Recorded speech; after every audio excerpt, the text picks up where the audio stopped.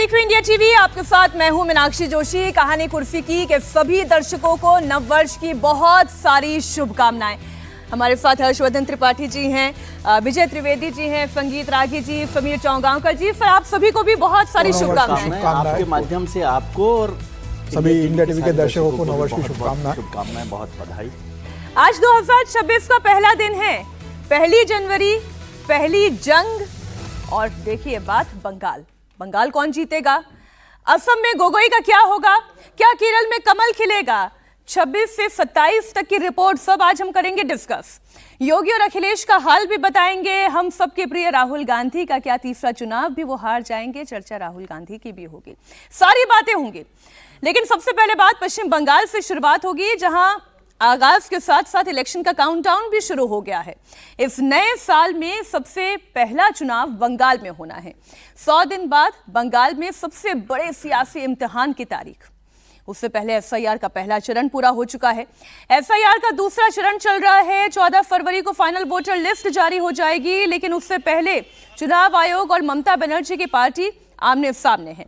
ममता बनर्जी के भतीजे और टीएमसी सांसद अभिषेक बनर्जी, बहुत गुस्सा आता है उन्हें, बहुत गुस्सा आता है। कैसे आता है अभी दिखाऊंगी तस्वीरें आपको। मुख्य चुनाव आयुक्त ज्ञानेश कुमार पर टीएमसी नेताओं को अपमानित करने का आरोप लगा है।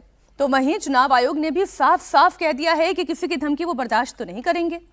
ऐसे में पश्चिम बंगाल में जो सबसे बड़ा सवाल है कि ममता बनर्जी का क्या होगा?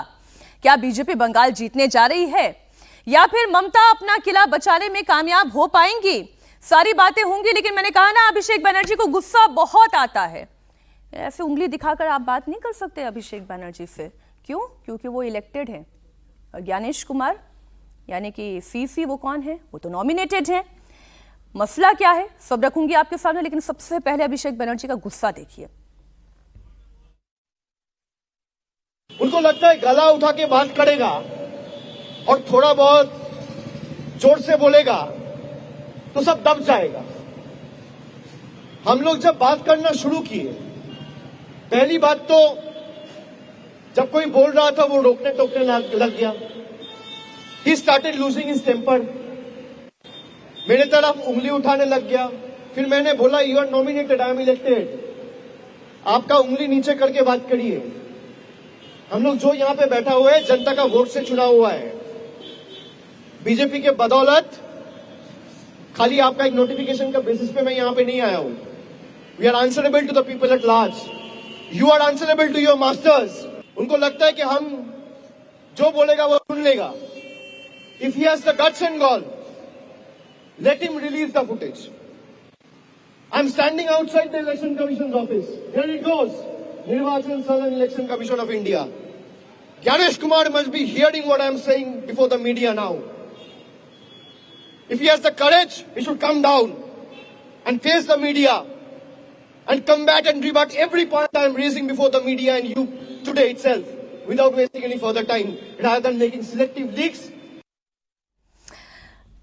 जो तेवर इस वक्त अभिषेक बनर्जी के दिखाई दे रहे हैं, उसे देखकर तो ऐसा लग रहा है कि शायद कमरे में ज्ञानेश कुमार जी के तेवर भी वैसे ही रहे होंगे। आवाज नीचे, 20 कदम पीछे वाले।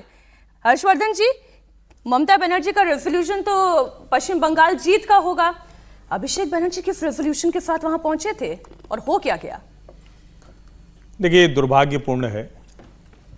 कैलेंडर ईयर 2026 के पहले दिन हम लोग ये बात कर रहे हैं और ये सचमुच दुर्भाग्यपूर्ण है, क्योंकि ये इसमें कहीं कोई संदेह है ही नहीं भाई कि जो चुना हुआ जनप्रतिनिधि है और वो जहां बैठता है वो संसद, वो हमारे यहां सर्वोच्च है। इसमें कोई इफ बट नहीं है।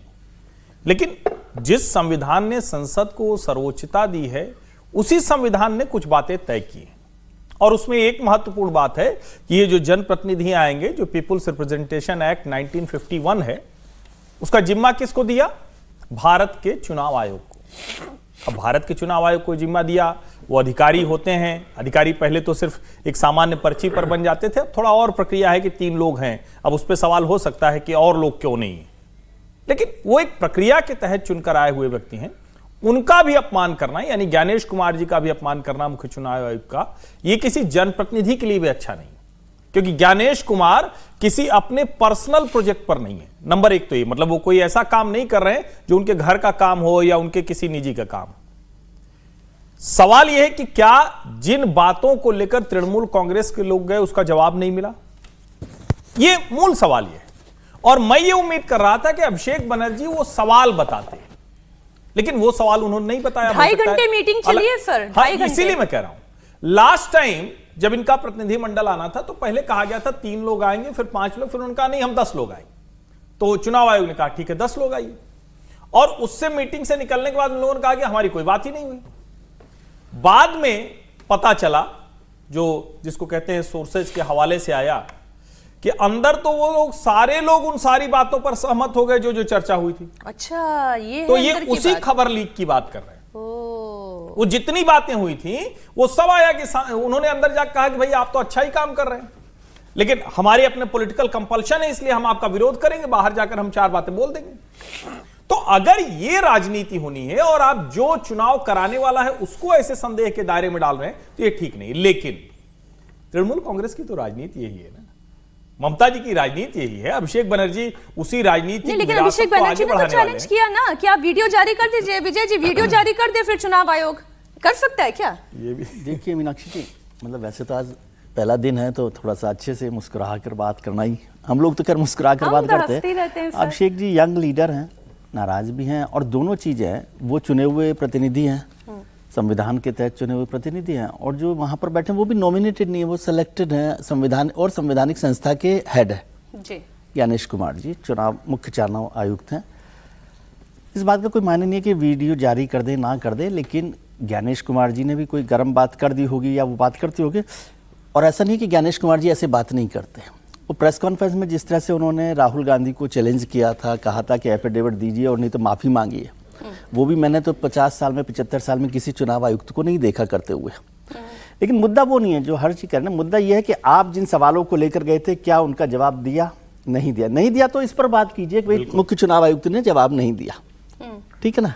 गुस्सा तो होता रहता है, चल रहा है गुस्सा, क्या उनको उनका जवाब मिला? ममता बनर्जी के लिए साल मुश्किल है। साल मुश्किल, ये जो गुस्सा है वो मुश्किल साल को बता रहा है कि भाई जो चैलेंज है, जो चुनाव आयुक्त के थ्रू जो कोई चैलेंज जनता के सामने जो आ रहा है, वो नाराजगी या वो एक समझिए मुश्किल चैलेंज को कैसे फेस करना है, वो गुस्सा। और मुझे लगता है बंगाल में शायद आजकल ज़्यादा गुस्सा होता है क्या, वो तो खैर नेता है वहाँ के, जो प्रभारी बन जाते हैं मध्य प्रदेश से जाकर कैलाश जी, वो भी गुस्से में रहते हैं। सर मैं आज सारे स्टेट घुमाऊंगी आपको। मैं कह रहा हूँ कि बंगाल का कुछ असर तो नहीं है पानी का। मध्य प्रदेश तक, आसाम से लेकर आपको उत्तर प्रदेश तक सब ले चलेंगे। दर्शक हमारे साथ हैं, कहीं कुर्सी बंगाल पे के पेटी पानी बांध का के तो कोई ज्यादा असर नहीं हो रहा, हो सकता गर्माहट है, हो सकता है। अच्छा, बंगाल में क्योंकि चुनावी साल है तो चैलेंज केवल ममता बनर्जी के लिए नहीं है, हुमायूं कबीर के लिए भी बड़ी चैलेंजिंग स्थिति है।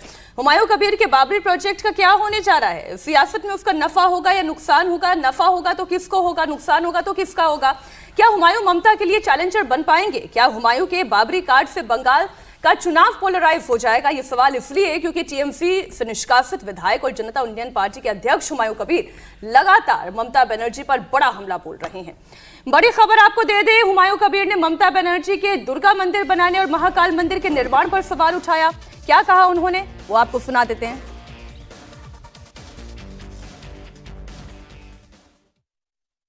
जितना खुशी मर्जी कर लीजिए, लेकिन वो गवर्नमेंट का पैसा में, टैक्स में, पैसा में नहीं होना चाहिए। महाकाल मंदिर बनाइए, वो जगन्नाथ बना लिया, फिर वो दुर्गायन कर रहा है, वो जो दुर्गा पूजा का कार्निवल कर रहा है, यूनेस्को को नाम उठाने के लिए सब कुछ कर रहा है, काम तो कुछ नहीं हो रहा है।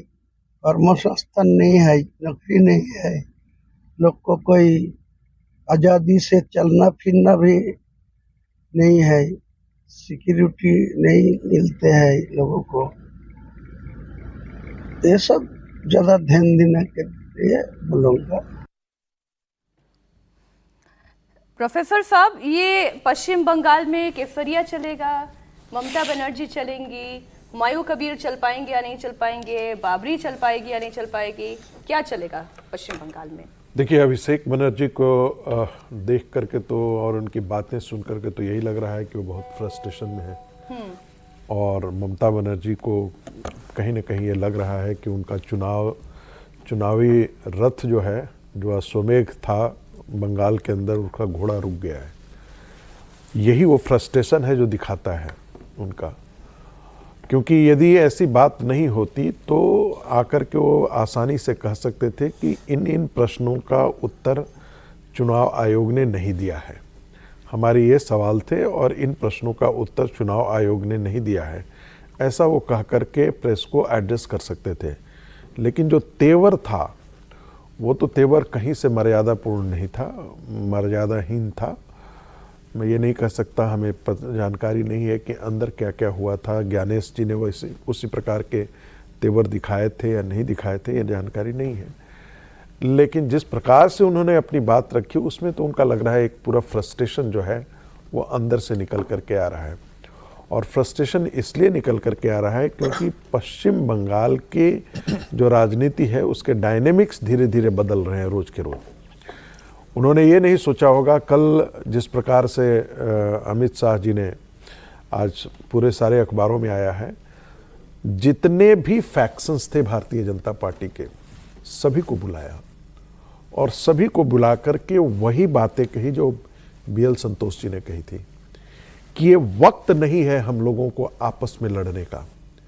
हम जानते हैं शुभेंदु अधिकारी और दिलीप घोष जी और अगर कई ऐसे फैक्शंस हैं वहाँ पर, सबों के साथ बैठा करके उन्होंने एक ही बात कही कि देखिए ये वक्त नहीं है, इसका निर्णय हम बाद में भी कर सकते हैं, लेकिन ये वक्त ये है, ये बंगाल नहीं, ये भारत के भविष्य से साथ जुड़ा हुआ है बंगाल का चुनाव। और इसलिए हमको पूरी सावधानी के साथ और पूरी एकजुटता, एक टीम दिखाई देनी चाहिए। ऐसा नहीं कि कोई कुछ बोल रहा है, कोई कुछ बोल रहा है एक दूसरे पर। और हमने देखा था पिछले चुनाव में भी, हमने देखा था लोकसभा चुनाव के समय भी हमने देखा था कि एक दूसरे पर भी नेता लोग बोलने से चुप नहीं रहते। मुझे लगता है उसकी तरफ एक इशारा है। दूसरी बड़ी जो घटना घट रही है वो हुमायूं कबीर की है। हुमायूं कबीर यदि वाकई ऑल ऑफेंसिव जाते हैं पश्चिम बंगाल में और मुसलमानों का 10% भी यदि वोट कटता है, मैं कह रहा हूं 10% भी, तो ममता के लिए सिर्फ और सिर्फ पराजय लिखा हुआ है। 10% कटने में ही ममता बनर्जी के पराजय। 10% भी यदि वोट कट जाता है अक्रॉस द कॉन्स्टिट्यूएंसी तो फिर ममता बनर्जी निकल जाए। वोटों का अंतर कितना है? ज्यादा थोड़े है, 10% से ज्यादा का अंतर नहीं है तृणमूल कांग्रेस और इनके बीच में कोई अंतर नहीं है। और वो कौन वोटर हैं? भारतीय जनता पार्टी के साथ एक वोट है जो 41% तक तो वोट गया ही था ना भारतीय जनता पार्टी का। उस पे जो ममता बनर्जी जगन्नाथ मंदिर बना रही हैं, देखिए, महाकाल मंदिर की घोषणा कर रही हैं, दुर्गा आंगन के लिए पैसे सैंक्शन कर रही हैं, उसका क्या कोई असर नहीं होता? देखिए, मैं मानता हूं कि उसका भी असर होगा। मैं कतई नहीं मानता हूं। मुसलमानों का वोट जो होता है वो एक मुश्त तो जाता है ममता जी को, लेकिन हिंदुओं का वोट एक मुश्त पोलराइज होने के बावजूद भी चला जाएगा, मुझे ऐसा संदेह है। हिंदू वोट पोलराइज हो रहा है पश्चिम बंगाल में।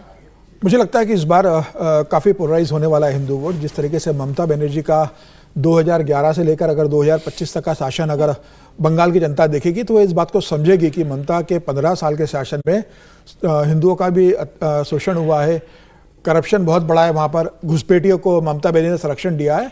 और जिस तरीके से ममता की सरकार में जो करप्शन रहा, भ्रष्टाचार रहा, जिसे अमित शाह जी ने अपने अभी 3 दिन के बंगाल दौरे में प्रमुखता से उठाया कि जो लूट तंत्र ममता बनर्जी ने अपनी सरकार के अंदर और संगठन के माध्यम से, और तृणमूल कांग्रेस का जो कैडर है वो सारे ठेकेदार बन गए, सबने पैसा वसूली अभियान का जो एक सिंडिकेट चलाया, जनता उसके त्रस्त है, इसमें कोई दो राय नहीं है। अब ये भारतीय जनता पार्टी में निर्भर करता है कि जो जनता में एंटी ममता बनर्जी का फीलिंग्स है उस सेंटिमेंट को वो कैसे अपने वोट में कन्वर्ट कर पाती है। क्या आपके पास कोई वैसा चेहरा है? सर, आपके पास सारी इनसाइड स्टोरीज होती है, इसलिए खबर मैं इस पर आप ही से जानकारी ले लेती हूँ। दर्शकों को भी पता ही है कि प्रधानमंत्री नरेंद्र मोदी से मुलाकात हुई है अधीर रंजन चौधरी की, उसके बाद फिर वो भी अभिषेक बनर्जी पर गर्म हो रहे थे। निश्चित रूप से देखिए, अधीर रंजन चौधरी जिस FIR पर भी उन्होंने कुछ भी प्रधानमंत्री मोदी से मिले, और सबसे बड़ी बात है कि उन्होंने इस बात का भी बंगाल जाकर उन्होंने जो बयान दिया है कि भाई मुझे राहुल गांधी से मिलने में इतना समय लगता है और मुझे प्रधानमंत्री से तुरंत मिलने का समय मिल गया, तो राहुल गांधी भी उसी आसानी से अपने लोगों से मिला करे। तो उन्होंने राहुल गांधी को मैसेज दिया है कि भाई मैं चुनाव हारने के बाद आपसे मिलने की कोशिश कर रहा हूं तो बंगाल चुनाव को लेकर, लेकिन आपके पास मुझे वक्त देने के लिए समय नहीं था और प्रधानमंत्री ने मुझे तुरंत समय दे दिया बंगाल की समस्या के लिए। मुझे लग रहा है कि ये बताता है कि भाई प्रधानमंत्री मोदी उस राज्य के जो बड़े नेता है, वो किसी भी दल के कोई समस्या लेकर आते हैं, कोई सुझाव लेकर आते हैं, समय मांगते तो प्रधानमंत्री अपनी तमाम व्यवस्थाओं के बीच समय निकाल कर देते हैं। और मुझे लग रहा है ये अधीर रंजन चौधरी भी समझ रहे होंगे राहुल गांधी के काम करने की शैली में, प्रधानमंत्री मोदी और भारतीय जनता पार्टी की काम शैली में। और कोई अधीर रंजन चौधरी का कोई भारतीय जनता पार्टी से बैर नहीं है, उनका ममता बनर्जी से जो बैर है और जिस तरीके से उन्होंने अभिषेक पर अटैक किया है, मुझे लग रहा है कि आने वाले समय में मुझे लगता है कि नया गठबंधन देखने को मिल सकता है। गठबंधन मतलब यह है कि अधीर रंजन चौधरी भारतीय जनता पार्टी की तरफ से कोई नया हिस्सा बन सकते हैं चुनाव के अंदर। एक क्विक कमेंट सर, कांग्रेस का क्या होगा पश्चिम बंगाल में जब बीजेपी की बात होगी, टीएमसी की बात होगी, अधीर रंजन चौधरी तो अधीर रंजन ये जो बता रहे हैं कि ये भी हो सकता है क्या कि वो बीजेपी में आ जाए? आ सकते हैं, लेकिन अभी उनकी जो कॉन्स्टिट्यूंसी है, भाई प्रधानमंत्री जी से क्यों मिले हैं? कांग्रेस में रहने के लिए। ऐसे जितने मिले हैं उसके बाद उनका रहना जरूर मुश्किल हो गया, मुश्किल हो जाएगा। और वो वैसे भी पिछले 1.5-2 साल से तो कांग्रेस में है ही नहीं एक तरह से, जब से वो चुनाव हारे हैं, जिस तरह से चुनाव उनको हरवाया गया एक तरह से। ठीक सर। क्योंकि पश्चिम बंगाल में कांग्रेस के सबसे मजबूत नेताओं में से हैं अधीर रंजन जी, और केवल ममता बनर्जी ने नहीं हराया, ऐसा वो खुद भी कहते रहे हैं। तो अब वो कितने समय तक रहेंगे, नहीं रहेंगे, और कैसे वो मदद कर सकते? कम से कम मुझे नहीं लगता कि वो ममता जी के साथ खड़े। ममता जी से तो उनकी लंबी लड़ाई, और कांग्रेस ने उनका साथ नहीं दिया जब वो ममता बनर्जी के खिलाफ लड़ाई लड़ रही थी। ये सब बैकग्राउंड भी ध्यान रखना चाहिए ना। ठीक है। जब हम पश्चिम बंगाल से निकलते हैं, गाड़ी उत्तर प्रदेश तक हम लेकर आते हैं, तो उस गाड़ी में जो फ्रंट सीट पर रनर दिखाई देते हैं, ये जो विजुअल आप चला रहे हैं ममता बनर्जी का, गाड़ी से उतर रही हैं या गाड़ी उतर गई है ममता जी की? किस तरह से दिखा रही हैं आप? वो जैसे जाकी रही भावना जैसी है ना वो आप समझ लीजिए और दर्शक समझ लें। मैं तो गाड़ी की बात कर रही थी। फ्रंट सीट पर योगी आदित्यनाथ बैठे हुए हैं उत्तर प्रदेश में, धुआंधार गाड़ी चला रहे हैं, ठक ठक भी कर रहे हैं, पुरानी बातें भी याद दिला रहे हैं। क्या बीजेपी का विजय रथ 27 तक यूं ही चलता रहेगा? 26 में सनातन का विस्तार कैसा होगा, ये सवाल इसलिए पूछा जाएगा जब आज हम 1 जनवरी पर कहानी कुर्सी की शो डिस्कस कर रहे हैं। तो आप अयोध्या की तस्वीर देख लें, आप काशी की तस्वीर देख लें, आप हनुमानगढ़ी की तस्वीर देख लें, आप मथुरा वृंदावन की तस्वीरें देख लें, सनातनियों से सड़कें, मंदिर के प्रांगण, वो कतारबद्ध फैलाव, ये सब पटा पड़ा है। योगी आदित्यनाथ 27 के लिए 26 का कैसा प्लेग्राउंड तैयार करेंगे, एक दिलचस्प सवाल है। तस्वीरें आपके सामने हैं। योगी आदित्यनाथ राम की नगरी अयोध्या में थे, उनके साथ देश के रक्षा मंत्री राजनाथ सिंह भी मौजूद थे। योगी ने इस दौरान पब्लिक को संबोधित करते हुए अयोध्या में बदलाव की बात की। योगी ने कहा कि पहले कुछ लोगों ने अपने स्वार्थ के लिए अयोध्या को संघर्ष और उपद्रव का अड्डा बना दिया था। पिछली सरकार ने अयोध्या को लहूलुहान करने का काम किया और पहले जय श्री राम बोलने पर लाठी पड़ती थी, अब जय श्री राम के साथ जय जयकार होती है।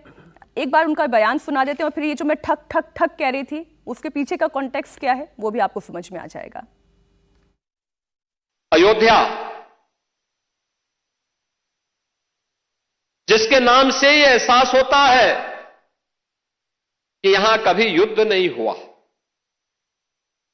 यानी कोई भी दुश्मन यहां के शौर्य से, यहां के वैभव से, यहां के पराक्रम के सामने कभी टिक नहीं पाया।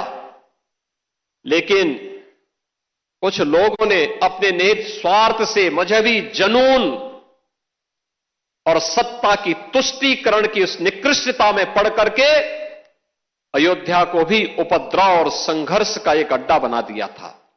पिछली सरकार ने अयोध्या को लहूलुहान करने का कार्य किया था। जिस अयोध्या में कभी संघर्ष नहीं होते थे, उस अयोध्या को लहूलुहान करने वाले लोग, उस अयोध्या में जिनके शासन में आतंकी हमले होकर के अयोध्या को लहूलुहान करने का प्रयास हुआ था, और कोई जय श्री राम बोलता था तो उस पर लाठी जरूर पड़ जाते थे, गिरफ्तारियां हो जाती थी। आज तो आप देश में जाइए, राम राम बोलिए, जय श्री राम बोलिए, और अब तो भारत सरकार की योजना भी जी राम जी के नाम पर ही आ गई है, जो रोजगार की सबसे बड़ी स्कीम बनने जा रही है। हर्षवर्धन जी, 26 की लहर का अनुमान क्या लगा रहे हैं आप? नहीं, देखिए 26 तो अभी पूरा बाकी है और यही एक साल है योगी आदित्यनाथ जी के लिए अपनी जो 27 की लड़ाई है उसको और मजबूत करने का। लेकिन इसमें तो कहीं कोई संदेह नहीं है ना कि जो योगी आदित्यनाथ की सरकार ने काम किया है वो कमाल है। और अयोध्या एक दिखता है हमें, क्योंकि अयोध्या विवादों में डालने की कोशिश हुई, अयोध्या पीओसी के बूटों तले रौंदा जाता रहा, अयोध्या फ्रॉड सेकुलरिज्म का एक अखाड़ा बनाया गया, अयोध्या कैसे विकास रोका जाता है उसको किया गया, अयोध्या कैसे अपमान किया जाता है हिंदू आस्था का उसको बताया गया। अब वो चूंकि एकदम से गर्व के तौर पर दिख रहा है, वो जनता अभिभूत है, लेकिन किसी भी जगह आप चले जाइए, काशी विश्वनाथ धाम जिस तरह से बदला है और बनारस जिस तरह से बदल गया, वाराणसी जिस तरह से बदल गया, प्रयागराज जिस तरह से बदल गया है, मथुरा बदल रहा है, अभी पूरी तरह से नहीं बदला है लेकिन वो भी बहुत हद तक बदल गया है।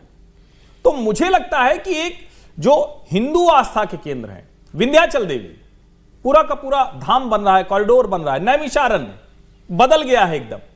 तो मुझे लगता है कि योगी आदित्यनाथ जिसके लिए जो सबसे बड़ा मैंडेट था वो काम उन्होंने पूरा किया।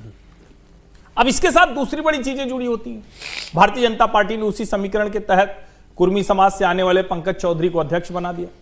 अब उनकी टीम कैसे बनेगी, टीम बनेगी तो योगी जी की कैबिनेट कैसी बनेगी, उस सब का प्रभाव परिणाम होगा।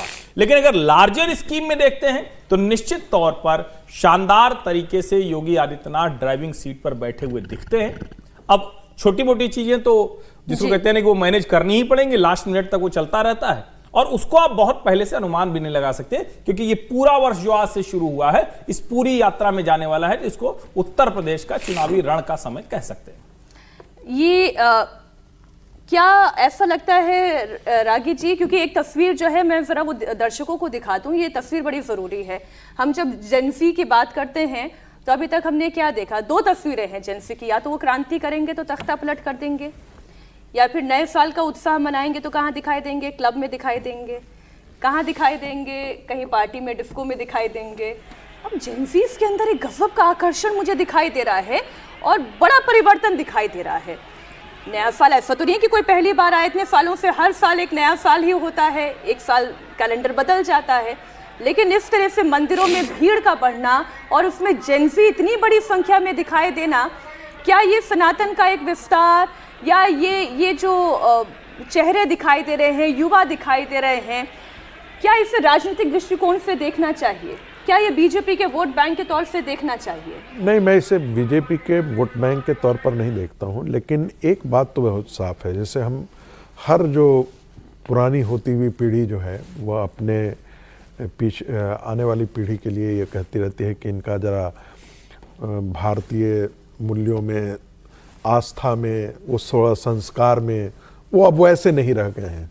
जैसे बाप अपने बच्चे के लिए बोलता है, फिर बेटा वो अपने बच्चे के लिए बोलता है, उस प्रकार की बातें की जाती हैं, हर परिवार में होता है। हमारे पिताजी हमारे लिए बोलते होंगे, हम अपने बच्चे के लिए बोलते होंगे, मेरे दादाजी मेरे पिताजी के लिए बोलते होंगे।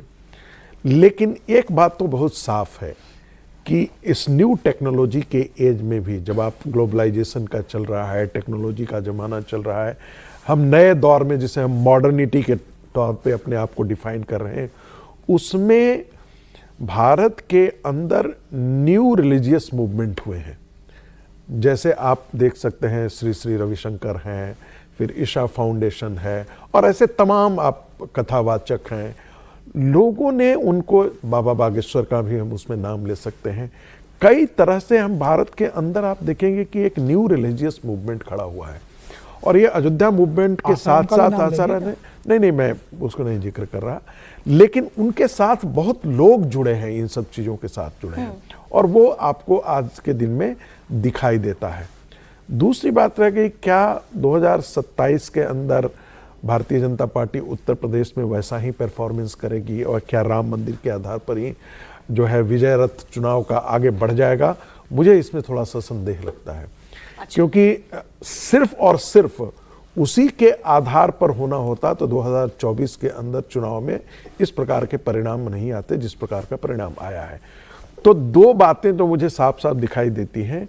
एक तो जातीय विमर्श को जितना भारतीय जनता पार्टी अपने राष्ट्रवाद सनातन से पाट सकती है वो पाटने की कोशिश करे, वो दिखना नहीं चाहिए, वो लगना नहीं चाहिए। और दूसरी बात, कहीं ना कहीं वो परफॉर्म करते हुए नजर आना चाहिए और परफॉर्म करने के साथ साथ जो जनता के प्रतिनिधि हैं, देखिए आपकी लड़ाई जो है जमीन पर आप नहीं लड़ते हैं, आपके भाषण देने से कोई अंतर नहीं पड़ने वाला है, आपकी जमीन पर आपका कार्यकर्ता आपकी लड़ाई लड़ता है और कार्यकर्ता को लगना चाहिए कि ये मेरी सरकार है, मैं इस सरकार का हिस्सा हूं।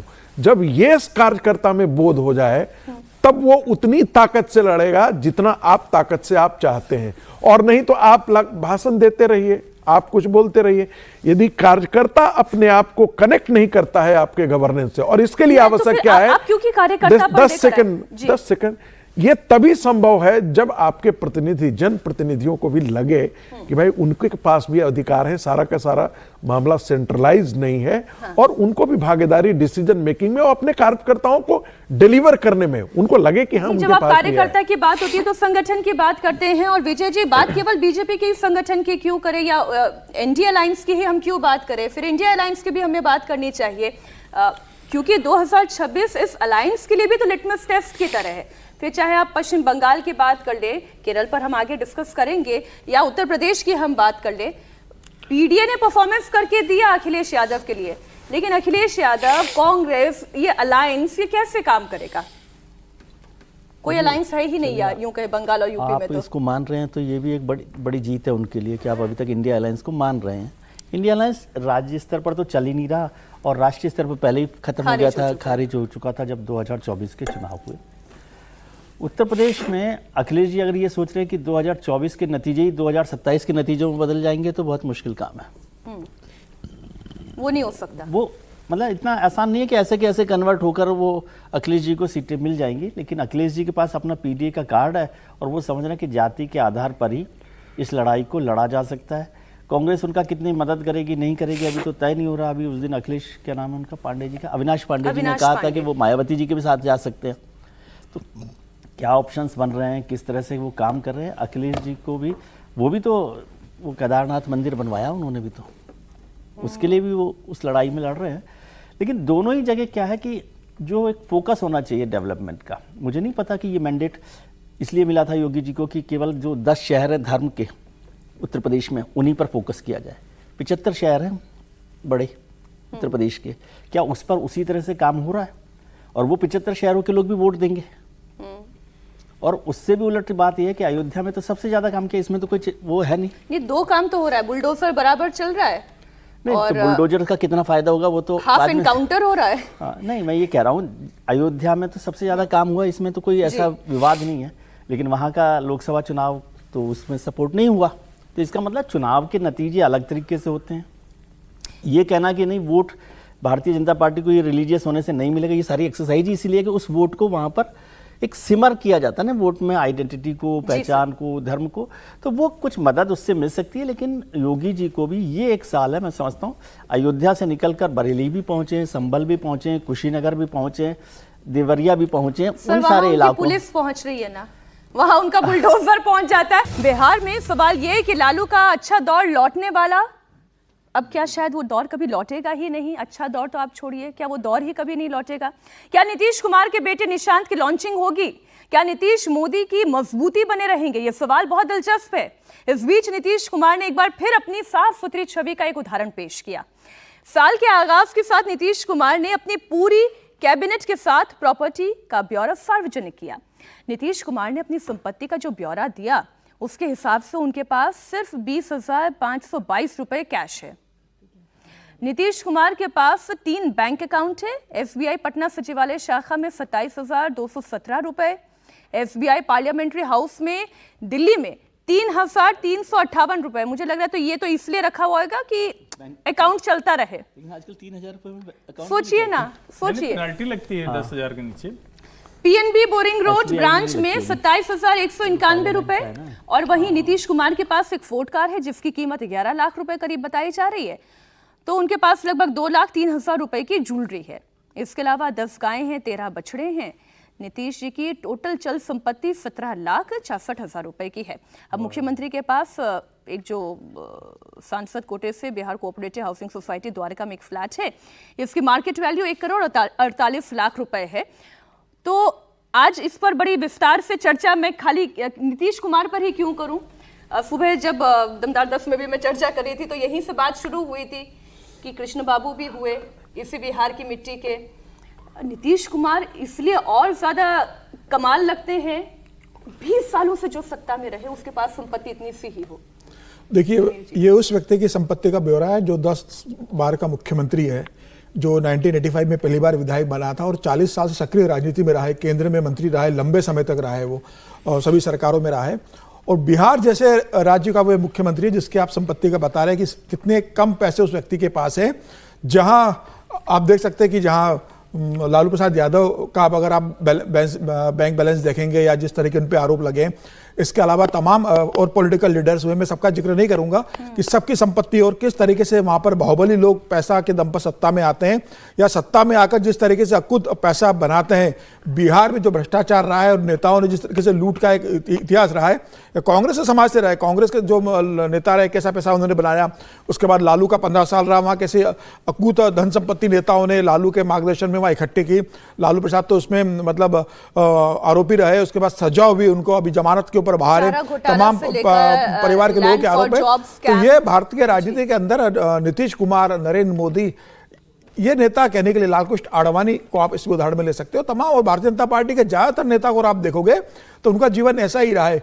लंबे समय राजनीति में रहने के बाद अटल बिहारी वाजपेयी इतने लंबे समय नेता रहे, प्रधानमंत्री देश के रहे, क्या संपत्ति रहे उनके पास। लालकृष्ण आडवाणी 50 साल सार्वजनिक जीवन में रहे, क्या संपत्ति है उनके पास आज की तारीख में। मुरली मनोहर जोशी को आप देख सकते हैं, नरेंद्र मोदी का आप जीवन देख सकते हैं। इतने गुजरात में 14 साल मुख्यमंत्री रहने के बाद आज 15 साल 11 साल हो गए प्रधानमंत्री के रूप में, आज भी प्रधानमंत्री नरेंद्र मोदी के पास खुद का कोई मकान नहीं है। उनका जीवन कैसा है, जो संपत्ति है वो अपना उन्होंने गुजरात से जब दिल्ली आए थे तो संपत्ति अपने सरकारी स्कूल को देकर चले गए थे। तो ये जीवन मुझे लगता है कि मतलब सभी नेताओं को ये देखना चाहिए कि जब आप किसी नेता को चुनाव करते हैं तो जनता भी ये देखे कि वो किस नेता का चुनाव कर रहे हैं, उसका सार्वजनिक और निजी जीवन कैसा रहा है। इसी निजी जीवन का जो पैमाना जीवन जीने का रहा, उस वजह से वो 20 साल तक सत्ता में रहे हैं। एक ये बड़ा कारण हो सकता है कि वहां की जनता उनके साथ एसोसिएट कर पाती है, उन्हें अपने बीच का समझ पाती है कि देखो ये हम मुख्यमंत्री है लेकिन इसके पास कोई करोड़ों की संपत्ति नहीं है। वहीं उसके ठीक उलट लालू यादव की जब हम बात करें, मैं कह रहा हूँ लालू जी से पहले कैबिनेट का भी तो थोड़ा समझ में आता, उनसे भी तो जनता बड़ी कनेक्टेड है, जिता के भेज रही है। लालू नीतीश जी की कैबिनेट के, नीतीश जी तो मतलब बिना किसी संदेह के सार्वजनिक जीवन में शुचिता का, पारदर्शिता का ऐसा उदाहरण बहुत कम मिलता है। ठीक कह रहे हैं समीर जी, मोदी जी और नीतीश जी जैसे लोग कितने हैं राजनीति में, लेकिन नीतीश जी की कैबिनेट भी है ना, उस कैबिनेट के लोगों का भी तो सार्वजनिक हुआ होगा। उनमें कितने लोग कहां तक पहुंचे हैं, क्योंकि नीतीश जी तो इतना लंबा समय हो गया और उनका हम दिखा रहे हैं, चाहे वो उनकी कार होगी, उनका घर होगा, तो कुछ भी ले लीजिए आज के समय में 1-2 करोड़ हो जाता है, वो कोई मतलब नहीं है।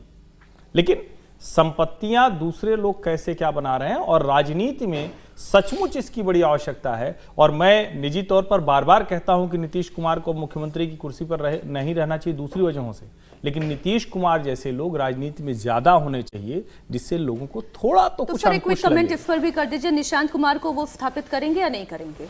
नहीं, वो हिचक रहे हैं, लेकिन मेरा मानना है कि स्थापित क्या करना, आप उनको अवसर दीजिए, चलेंगे तो चल जाएंगे, नहीं चलेंगे तो निकल जाएंगे, हट जाएंगे। तो मुझे लगता है बिल्कुल देना चाहिए, इसमें कहीं कोई तो पार्टी कहने अवसर की बात नहीं दे रही है अभी, मुझे लगता है नहीं दे रही। उसमें भी नीतीश कुमार जी की हिचक ज्यादा है। वो अपना जो ये भ्रष्टाचार का मामला जिसमें राजनीतिक सुचिता की बात हमने की है कि उनके पास नहीं है, और परिवारवाद से भी वो दूर रहना चाहते हैं, क्योंकि बिहार की राजनीति में खासतौर से परिवारवाद इतना उनके प्रतिद्वंदी तो पूरा परिवारवाद क्या पूरा परिवार ही है, उसके अलावा नीतीश कुमार जी के अलावा, तो वो सबसे बचना वो चाहते हैं और अब नहीं चाहते। लेकिन अब यदि उनका होगा तो भी मुझे नहीं लगता कि कोई उन पर परिवारवाद का आरोप लगाएगा कि निशांत जी 50 साल के हैं, वो 30 साल से 35 साल से नीतीश कुमार जी राजनीति में हैं, तो उस तरह का नहीं होगा। लेकिन वो कहे परिवारवादी, ठीक कह रहे हैं कि कैबिनेट में जो और लोग हैं क्या वो भी उसी तरह से ईमानदारी के साथ काम कर रहे हैं, उस सब पर बात वहां पर होती नहीं है। तो सर नीतीश कुमार की बात हो रही है तो लालू प्रसाद यादव की भी बात होगी, तेजस्वी यादव की भी बात होगी। सर आप इसी को जोड़ते हुए अपना जवाब दे दीजिएगा, क्योंकि जब हम नीतीश कुमार की बात करते हैं उन्हीं के तो कंटेम्परेरी है लालू प्रसाद यादव। जोड़ कैसे सकते हैं संपत्ति को, लालू जी को, नीतीश को जोड़ना क्या है इसमें? नहीं, जोड़ना नहीं है सर, मैं तो ये कह रही हूँ कि कंपैरिजन आप करेंगे, आप उनके कंटेम्पररी से ही उनका कंपैरिजन करेंगे। लालू प्रसाद यादव उन्होंने 2025 में बहुत कुछ खोया, कल हमने इस पर लंबी चर्चा की। लालू यादव कि फैमिली अब नए आशियाने पर जाने वाली है, जिसकी तस्वीरें हम आपको दिखा रहे हैं, नए आशियाने में वो जाने वाली है। अब उसको लेकर सियासत हो रही है। सूत्रों के मुताबिक लालू फैमिली पटना में वेटरनरी कॉलेज के पीछे बन रहे नए घर में शिफ्ट होगी। लालू खरमास के बाद नए घर में शिफ्ट हो सकते हैं। घर का कंस्ट्रक्शन का काम भी बहुत तेजी से चल रहा है। पटना के महुआ बाग इलाके में भी लालू यादव का एक काफी आलिशान बंगला है, लेकिन इस बंगले के बनने में अभी थोड़ा समय लगेगा और इसी के चलते लालू फिर वेटरनरी कॉलेज के पीछे बन रहे घर में शिफ्ट हो रहे हैं। लालू का ये घर आधुनिक सुविधाओं से लैस है। हालांकि जब आप उम्र के इस पड़ाव में आ जाते हैं तो आपको आधुनिकता से ज्यादा परिवार की आवश्यकता होती है, लेकिन इस वक्त लालू फैमिली जिस पॉलिटिकल क्राइसिस के साथ साथ फैमिली क्राइसिस से जूझ रही है, सर अब आप अपना जवाब इसमें शामिल कर लीजिए। जितना नीतीश कुमार की हम बात करते हैं उसके ठीक उलट हमें लालू प्रसाद यादव की भी बात करनी होगी। कारवा लुट गया? नहीं, देखिए बिल्कुल आपने सही कहा कि ये दोनों समाजवादी आंदोलन से निकले हुए थे और साथ साथ थे पटना यूनिवर्सिटी में। और मज़ेदार बात है कि दोनों दो ध्रुव की तरह दिखते हैं बिहार की राजनीति में। एक तो नीतीश जी जो हैं वो आपने अभी देखा कि संपत्ति के मामले पे उन पर कोई दाग नहीं है, लेकिन हम ये कह दें कि नीतीश जी के आसपास रहने वाले दागदार नहीं हैं, ऐसा नहीं आप कह सकते हैं। नीतीश जी के आसपास रहने वाले, चाहे वो ब्यूरोक्रेट्स हों, चाहे वो और भी सारे नेता हैं, उनकी संपत्ति का आकलन किया जाएगा तो कुछ और परिदृश्य निकल करके आएगा। आप जरा उसी तरफ आप मुलायम सिंह यादव जी को देख लीजिए, क्या बैकग्राउंड था और उनके सुपुत्र लोगों के पास कौन कौन सा क्या क्या चीज़ें आज आ गई हैं, कितनी संपत्ति के मालिक वो आज के दिन में हो गए हैं, उनका परिवार कितनी संपत्ति का मालिक हो गया है। वैसे ही जो रहन सहन या स्टाइल या पैसे को ले लीजिए तो लालू प्रसाद यादव का क्या है। तो दोनों के बारे में छवि बहुत बिहार के अंदर भी बहुत साफ है और मुझे लगता है उत्तर प्रदेश में भी बहुत साफ है। लोग मानते हैं कि लालू प्रसाद यादव भ्रष्टाचार के पर्याय हैं और उनका बेटा दुर्भाग्यवश उनसे बाहर नहीं निकल आया है, वो उनकी छवि से बाहर नहीं निकल पाया है। मुझे लगता है ना कि इसे एक नई राजनीति की शुरुआत कर रहे हैं, तो वो अपने बेटे में तेजस्वी बहुत अच्छे वक्ता हैं, बहुत अच्छा बोलते हैं, कभी भी गलत शब्द का प्रयोग नहीं करते हैं और उनमें एक प्रकार का कहीं ना कहीं एक विकल्प के तौर पर देखा जा रहा था कि उनमें बहुत अच्छी संभावनाएं दिखती हैं, लेकिन कुछ ऐसी चीजें हैं जिसके कारण उनका जो है वो उनके साथ लोग बहुत साथ नहीं खड़े हो पा रहे हैं। अब हम दूसरी बात देखें कि जितने भी राजनीतिक क्षेत्रीय पार्टियां के हैं उनमें परिवारवाद तो आपको सभी में देखने को मिल रहा है, कोई इसका अपवाद है ही नहीं। जितने पार्टियां जो एंटी कांग्रेसिज्म पर खड़ी थी, जितनी पार्टियां जी सर जो गांधी परिवार को लेकर कहते थे परिवार, वो सब रीजनल पार्टी जब बनाते हैं तो उनका वाहक जो होता है वो परिवार ही है, चाहे वो लालू प्रसाद यादव का हो, चाहे वो मुलायम सिंह यादव का हो, चाहे वो रामविलास पासवान का हो, जिसका भी आप नाम ले लें। अब आपने देखा ना उपेंद्र कुशवाहा अपनी पत्नी को, अपने बेटे को, अपने बेटे और पत्नी से, इससे बड़ा उद्योग कोई किसी को दिखता नहीं। और ऐसा नहीं है कि भारतीय जनता पार्टी में नहीं है, इसलिए पार्टी के अंदर मुश्किलें भी खड़ी हुई। तो कुछ सवाल जो हमने बिहार की चर्चा करते हुए किए थे कि क्या निशांत कुमार की लॉन्चिंग होगी, अभी हिचक दिखाई दे रही है, वो नीतीश कुमार में ही है। लालू प्रसाद यादव की मुश्किलें यहां से कम होती हुई नहीं दिखाई दे रही हैं। तेजस्वी यादव युवा नेता हैं, एक संघर्ष उनका बना रहेगा ये भी तय है। लैंड फॉर जॉब स्कैम की अगर बात करें तो यहां पर भी चुनौती है। एक चुनौती मध्य प्रदेश में भी है।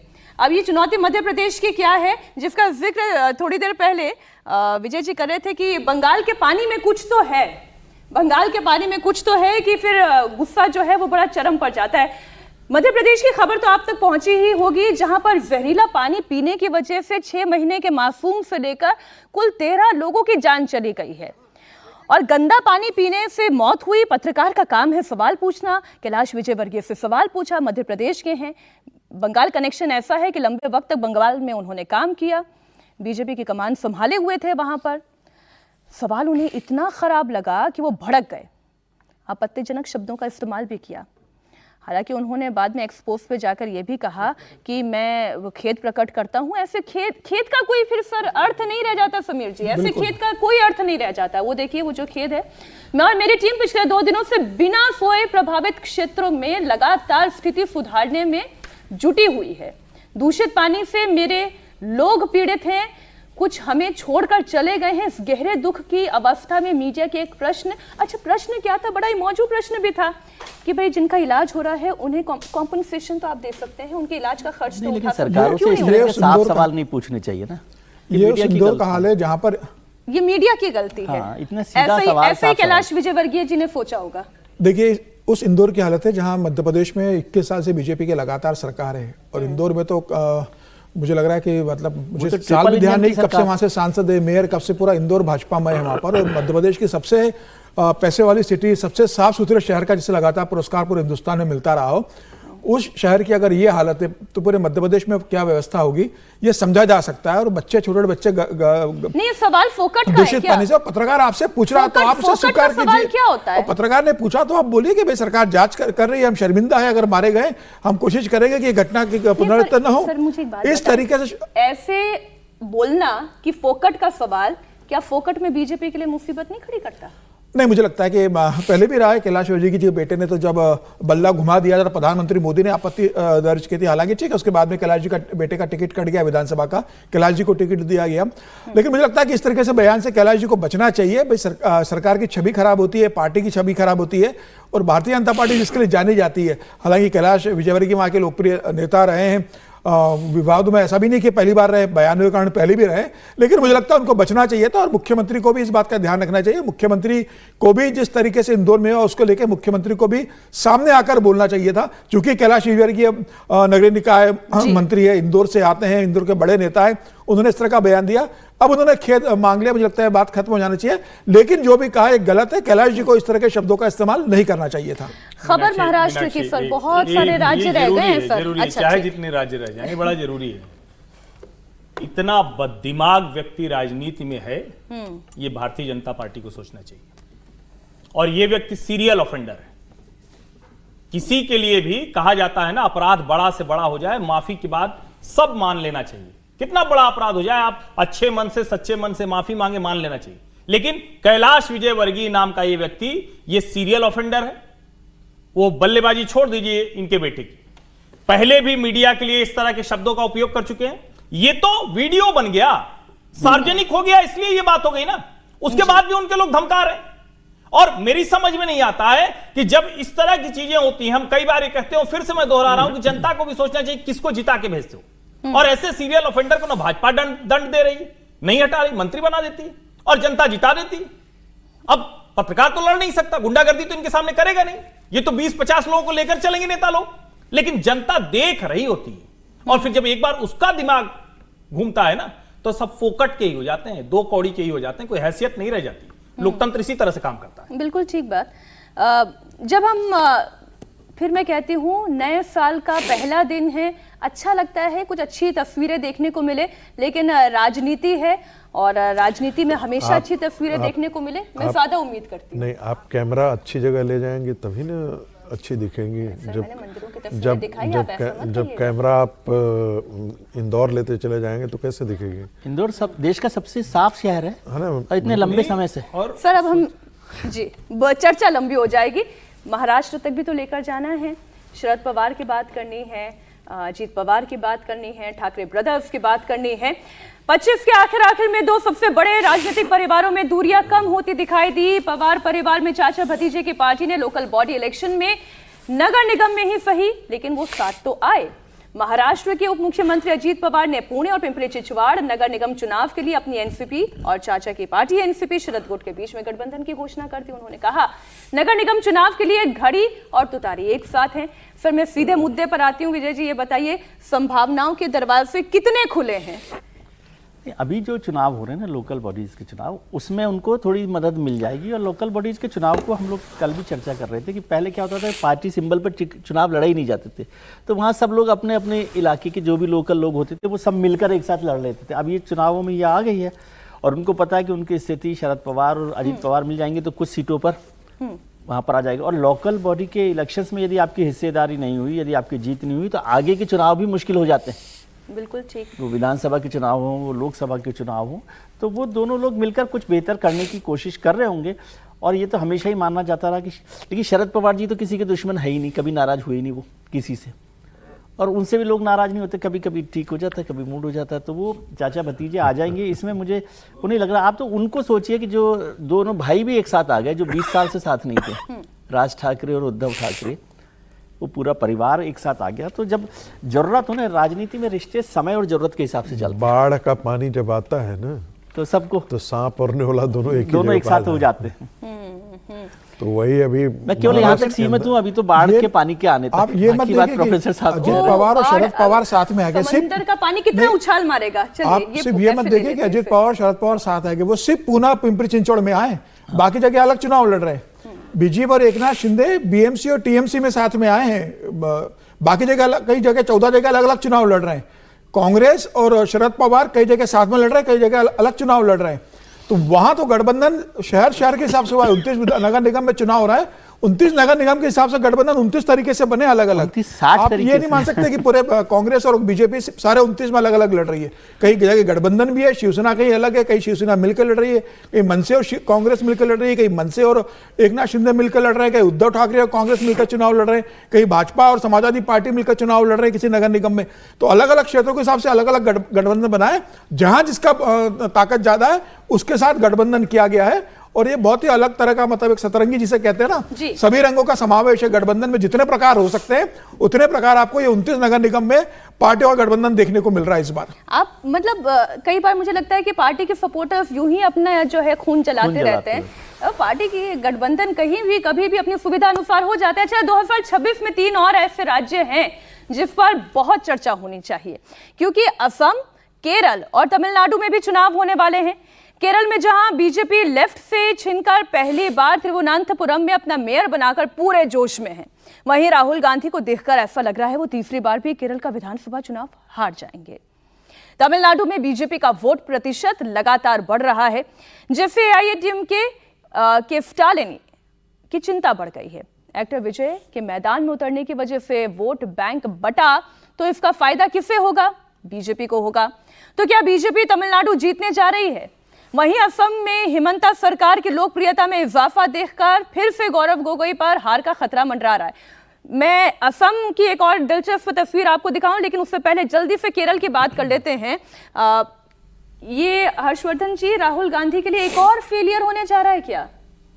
देखिए, राहुल गांधी के लिए तो वहां कोई सफलता थी भी नहीं। तमिलनाडु में तो पूरी तरह से जो द्रविडियन पॉलिटिक्स है वो हावी है। 60 के दशक के बाद से मोटा मोटा वही है। और राहुल गांधी वैसे भी इन राज्यों में एक पिछलग्गू की भूमिका में। केरल में जरूर है कि हो सकता है कि उनकी अगुवाई वाला गठजोड़ आगे जाए, लेकिन तमिलनाडु में वैसे भी बहुत कमजोर है। भारतीय जनता पार्टी कितना ऊपर जाएगी और द्रविडियन पॉलिटिक्स कितना नीचे जाएगी, मुझे लगता है 26 ये तय करेगा। और किसी भी एक चक्र होता है, मुझे लगता है वो चक्र पूरा हो रहा है और एंटी हिंदू पॉलिटिक्स को खतरा है। ये वीवी राजेश का एक पोस्ट में देख रही हूँ। केरल पे एक छोटी सी सर, मैं ये एक इंफॉर्मेशन दे दूं sir. The political change in Thiruvananthapuram is the result of decades of hard work by BJP workers in Kerala. This recognition is the new year gift given to Kerala by Modi ji. ये प्रधानमंत्री साहब ने जो रिकॉग्निशन लेटर भेजा, इसमें कोई दो राय नहीं है कि केरल के अंदर जो जीत हुई है तिरुवनंतपुरम में, वो एक बहुत बड़ी जीत मानी जानी चाहिए। लेकिन दूसरी बात, कांग्रेस के लिए अभी जो लोकल बॉडीज में जो चुनाव हुए हैं और उसके जीत के आधार पर ये उम्मीद की जा रही है कि केरल के अंदर हो सकता है कि जो वामपंथी घटक है वो उसकी हार हो जाए। लेकिन आप जरा पिछला चुनाव भी देखिए, पिछले चुनाव में भी लोकल बॉडीज में ऐसे ही परिणाम आए थे। और मजेदार बात है कि सरकार बनी तो वामपंथी सरकार बन गई। वहां पर एक पैटर्न वहां पर दिखाई देता है। एक कि कहीं न क्या ऐसा है, क्या मैं नहीं जानता कि ऐसा है या नहीं, एक लगता है कि जैसे लोकसभा में कांग्रेस पार्टी और वाम दल के बीच में कहीं पिनियारी विजयन के साथ कहीं न कहीं एक अंडरस्टैंडिंग है, जो लोकसभा में तो उनके साथ खड़ा हो जाता है, लेकिन विधानसभा में कांग्रेस पार्टी उनके साथ खड़ी हो जाती है। क्या जानबूझ करके हारती है? क्योंकि ऐसा क्या कारण है कि जिन सीटों पर लोकसभा में वो जीतती है वो विधानसभा में हार जाती है। और ये 2 बार से ये पैटर्न फॉलो हो रहा है। इस आधार पर मैं कह रहा हूं, मेरे पास कोई ऐसी सूचना नहीं है, लेकिन क्या ऐसा क्यों होता है कि लोकल बॉडीज में चुनाव तो जीत जाते हैं, लेकिन फिर वही चीजें जो है वो विधानसभा में रिपीट नहीं होती हैं। लोकसभा में जीत जाते हैं, फिर विधानसभा में रिपीट नहीं हो पाते हैं। तो ये एक वहां का पैटर्न दिखाई देता है केरल के अंदर। मैं एक तस्वीर जरा आपको आसाम से दिखाना चाहती हूँ। हमारे दर्शक हमेशा ये कहते हैं कि कोई इंटरेस्टिंग विजुअल आप दिखाया करिए, तो है तो पॉलिटिकल ही लेकिन है इंटरेस्टिंग। जरा असम के मुख्यमंत्री की एक तस्वीर हमारे दर्शकों के लिए प्ले करें, जहां असम के मुख्यमंत्री हिमंता बिस्वा शर्मा मौजूद हैं और फिर वहां पर भाई आम जनता से मिलने के लिए डबल बैरिकेडिंग होती है, लेकिन फिर भी एक महिला उन तक आती है। ज़रा जब तक पीसीआर डायरेक्टर वो तस्वीर ढूंढें तब तक विजय जी, वो महिला जो है इतनी क्यूटली, इतनी प्यार से वही असमिया भाषा में बात कर रही है, उनका गाल खींच रही हैं, उनका हाथ थपथपा रही हैं। ये जो पश्चिम बंगाल की जब हम बात करते हैं और फिर उसी से आगे बढ़ते हैं पूर्वोत्तर में असम की बात करते हैं, जैसा बंगाल में होगा वैसा रिफ्लेक्शन असम में दिखाई देगा। जैसा असम में दिखाई दे रहा है उसका थोड़ा असर बंगाल में होगा। हम असम सेंट्रिक बात कर लेते हैं। हिमंता बिस्वा शर्मा वर्सेस गोगोई।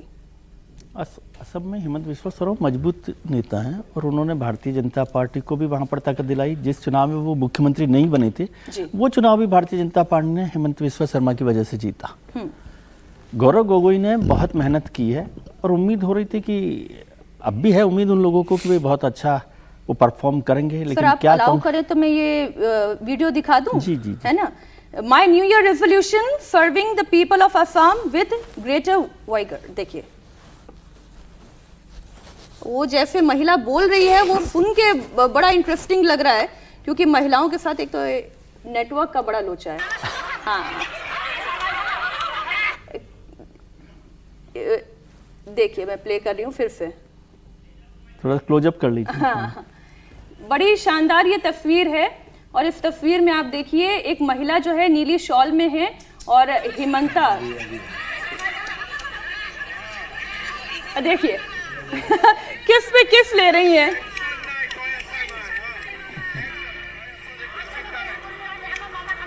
कोई चिंता नहीं है ना, वो बोल रही है कोई चिंता की जरूरत नहीं है, कोई परेशानी की जरूरत नहीं है, सब काम करूंगा। ये जो है ना मतदाताओं की मोहब्बत, प्रेम, और वो बताता है और लोकप्रियता भी बताता है अपने नेता की कि भाई उसके साथ कैसा कनेक्शन है, और वो उनको लोकप्रिय बनाता भी, इसी तरह से लोकप्रिय होते जाते हैं। लेकिन चुनाव के नतीजे बिल्कुल इसी पर आधारित तो ऐसा नहीं है। फिर भी इतना तय है आज की तारीख में असम में हिमंता बिस्वा शर्मा सबसे लोकप्रिय नेता हैं। क्या वो अपनी सत्ता को बचाए रख सकते, क्योंकि ये भी तीसरी बार हो जाएगा जी ये इलेक्शन भी, तो वहाँ पर किस तरह से होता है, और कांग्रेस और जो पार्टी है बदरुद्दीन साहब की, वो किस तरह से इस इलेक्शन में परफॉर्म करती हैं। बदरुद्दीन साहब की पार्टी का क्या हाल होगा, किस तरह से वो क्या कांग्रेस के साथ जाएगी या नहीं जाएगी, उन सबसे भी बहुत बड़ा फर्क पड़ेगा। 9% का वोट बैंक है उनका, 9% वोट मिला। हाँ वही कह रहा हूँ, उनका बड़ा फर्क पड़ेगा। बदरुद्दीन जी 10 लाख वोट से जीते थे और इस बार उतने ही वोट से हारे हैं। हाँ हाँ वो ठीक है, इसीलिए कह रहा हूँ ना। लेकिन वो तो चुनावों में होता रहता है, ये तो कोई ऐसा नहीं है। अब हिमंता बिस्वा शर्मा का जो सबसे प्रिय विषय घुसपैठी है, उसके आधार पर ये चुनाव कैसे वो निकाल सकते हैं, नहीं निकाल सकते। हालांकि ये जो एक्सपेरिमेंट है उन्होंने अभी पिछले दिनों वहाँ किया था, क्या जगह, झारखंड में जी। तो झारखंड में तो वो फेल हो गए। अब असम में किस तरह से होता है, नहीं होगा असम जिस तरीके से। हाँ वही कह रहा हूं ना कि वो असम पिछली बार भी आप देखिए 29.7% कोई फैक्टर होंगे, निश्चित रूप से गौरव गोगोई सबसे बड़े नेता, उनके पिता लंबे समय मुख्यमंत्री रहे हैं और हेमंता के खिलाफ बीजेपी के अंदर भी बहुत नाराजगी है वहां पर। ऐसा नहीं कि हेमंता शर्मा सबसे लोकप्रिय नेता जरूर है वहां के, लेकिन आंतरिक असंतोष भी है। और भारतीय जनता पार्टी और कांग्रेस का वोट परसेंटेज देखेंगे तो 3-3.5% का फर्क है। 29 पॉइंट समथिंग कांग्रेस को मिला था, 33% बीजेपी को मिला था। तो ऐसा नहीं हो, लोकसभा में भी कांग्रेस को 3 सीटें मिली है, तो बहुत आसान नहीं है। मतलब एक तरफा सेंट्रल लीडरशिप कितना सपोर्ट टफ होगा। अब ये सब कितने मार्जिन के साथ लेके जाते हैं तरुण गोगोई, गौरव गोगोई असम के बड़े नेता है, वो किस तरीके से वहां पर संगठन को लेकर जाते हैं गौरव गोगोई, ये देखने वाली बात होगी वहां पर। और क्या वहां हिंदुत्व के जो वोटर है, जो घुसपैठियों से परेशान है, वो एक तरफा बीजेपी को वोट करते हैं। ये मुझे लगता है कि ध्रुवीकरण अगर होता है तो भारतीय जनता पार्टी के हित में जाएगा, जहां पे दोनों तरफ से लड़ाई कांटे की ना दिखाई दे। देखिए, नव वर्ष की शुभकामनाएं जब हम दे रहे हैं तो इस नव वर्ष की शुभकामनाओं के साथ एक अच्छी सी गुड न्यूज़ भी आपको देनी चाहिए। फिर तो डोनाल्ड ट्रंप की भी बात करेंगे, ईरान की भी क्राइसिस की बात करेंगे, रूस यूक्रेन की भी बात करेंगे। भारत जो है, अगर हम विकसित देशों की लिस्ट में अगर हम बात करें, बहुत जल्द शामिल हो सकता है। क्यों? क्योंकि विकासशील देशों की लिस्ट में लगातार हम पायदान एक के बाद एक ऊपर चढ़ते जा रहे हैं। हर्षवर्धन जी, आपको सारी अर्थव्यवस्था की जानकारी रहती है, तो गुड न्यूज़ आप ही बता दें, भारत कितनी तेजी से प्रगति कर रहा है, फिर खबरों पर मैं जाऊंगी। नहीं, निश्चित तौर पर देखिए, सबसे बड़ी जो बात है कि हम उस दौर में जो कहते हैं कि दुनिया की सबसे तेज तरक्की की रफ्तार लेकर आ रहे हैं, जब दुनिया का हर हिस्सा इकोनॉमिक तौर पर अनस्टेबल है, जब ट्रेड के सारे ट्रेडिशनल जो पैरामीटर थे वो ध्वस्त हो गए, उस समय में हम सबसे तेज रफ्तार में चल रहे हैं। हम दुनिया की चौथी सबसे बड़ी अर्थव्यवस्था बने, और हम जर्मनी को मतलब 2030 तक वैसे कहा जा रहा है, लेकिन हम उससे पहले सरपास कर जाएंगे अगर हमारी यही रफ्तार रही। अब जो 30 लाख करोड़ डॉलर, 19 लाख करोड़ डॉलर, उसके बाद 4.7 लाख करोड़ डॉलर, ये एक तरह से कहें जो 1 2 3 4 का 3 और 4 के बीच में अंतर नहीं। दूसरा, भारत ने चाइना मॉडल पर अपने आप को डेवलप नहीं किया है। ये कोई ऐसा नहीं है कि दुनिया का मैन्युफैक्चरिंग हब हो गया, सारी कंपनी यहां आएंगी। हम स्ट्रेटेजिक पार्टनरशिप के साथ आगे बढ़ रहे हैं। हमने उस दौर में फ्री ट्रेड एग्रीमेंट किया जब ट्रंप का एरा आ गया और उसने कहा कि टैरिफ थ्रेट होगी, इसको ये लगाएंगे, उसको, जब WTO इररिलेवेंट हो गया, यानी आफ्टर 2005 जो दुनिया थी वो पूरी तरह से 25 में बदल गई, 24-25 में, तो उसमें हम आगे बढ़ रहे हैं। और हमारा सबसे बड़ा बाजार, हमारी AI और जो दूसरी एडवांस टेक्नोलॉजी है उसमें जो इनोवेशन है, ओवरऑल हम कहें तो दुनिया के लिए हम चीन के विकल्प के तौर पर सामने नजर आ रहे हैं। तो बात तो यह है कि हम कोई डेड इकोनॉमी नहीं है, हम बड़े ही ब्राइट वाइब्रेंट इकोनॉमी हैं, और हम दुनिया की चौथी सबसे बड़ी अर्थव्यवस्था में शुमार हैं।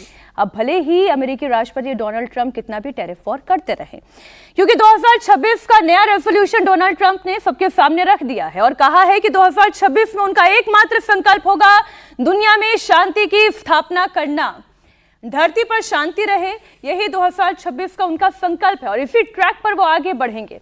फ्लोरिडा में हुई न्यू ईयर पार्टी सेलिब्रेशन के दौरान ट्रंप ने ये बातें कही, लेकिन जिस शांति के नाम पर ट्रंप नोबेल पीस प्राइज का सपना संजोए हुए हैं, वो हकीकत बनता नजर नहीं आ रहा है। 25 की शुरुआत में ट्रंप के सामने युद्ध की 2 से 3 चुनौतियां थी। 26 में ट्रंप के सामने 9 बड़े युद्ध की चुनौतियां हैं। अगर वो वाकई में इसे खत्म करना चाह रहे हैं तो चैलेंज और बढ़ गया इस साल। और मजेदार बात यह है कि उनकी कोई सुन नहीं रहा। 2 से 3 युद्ध में अमेरिका खुद ही इन्वॉल्व है।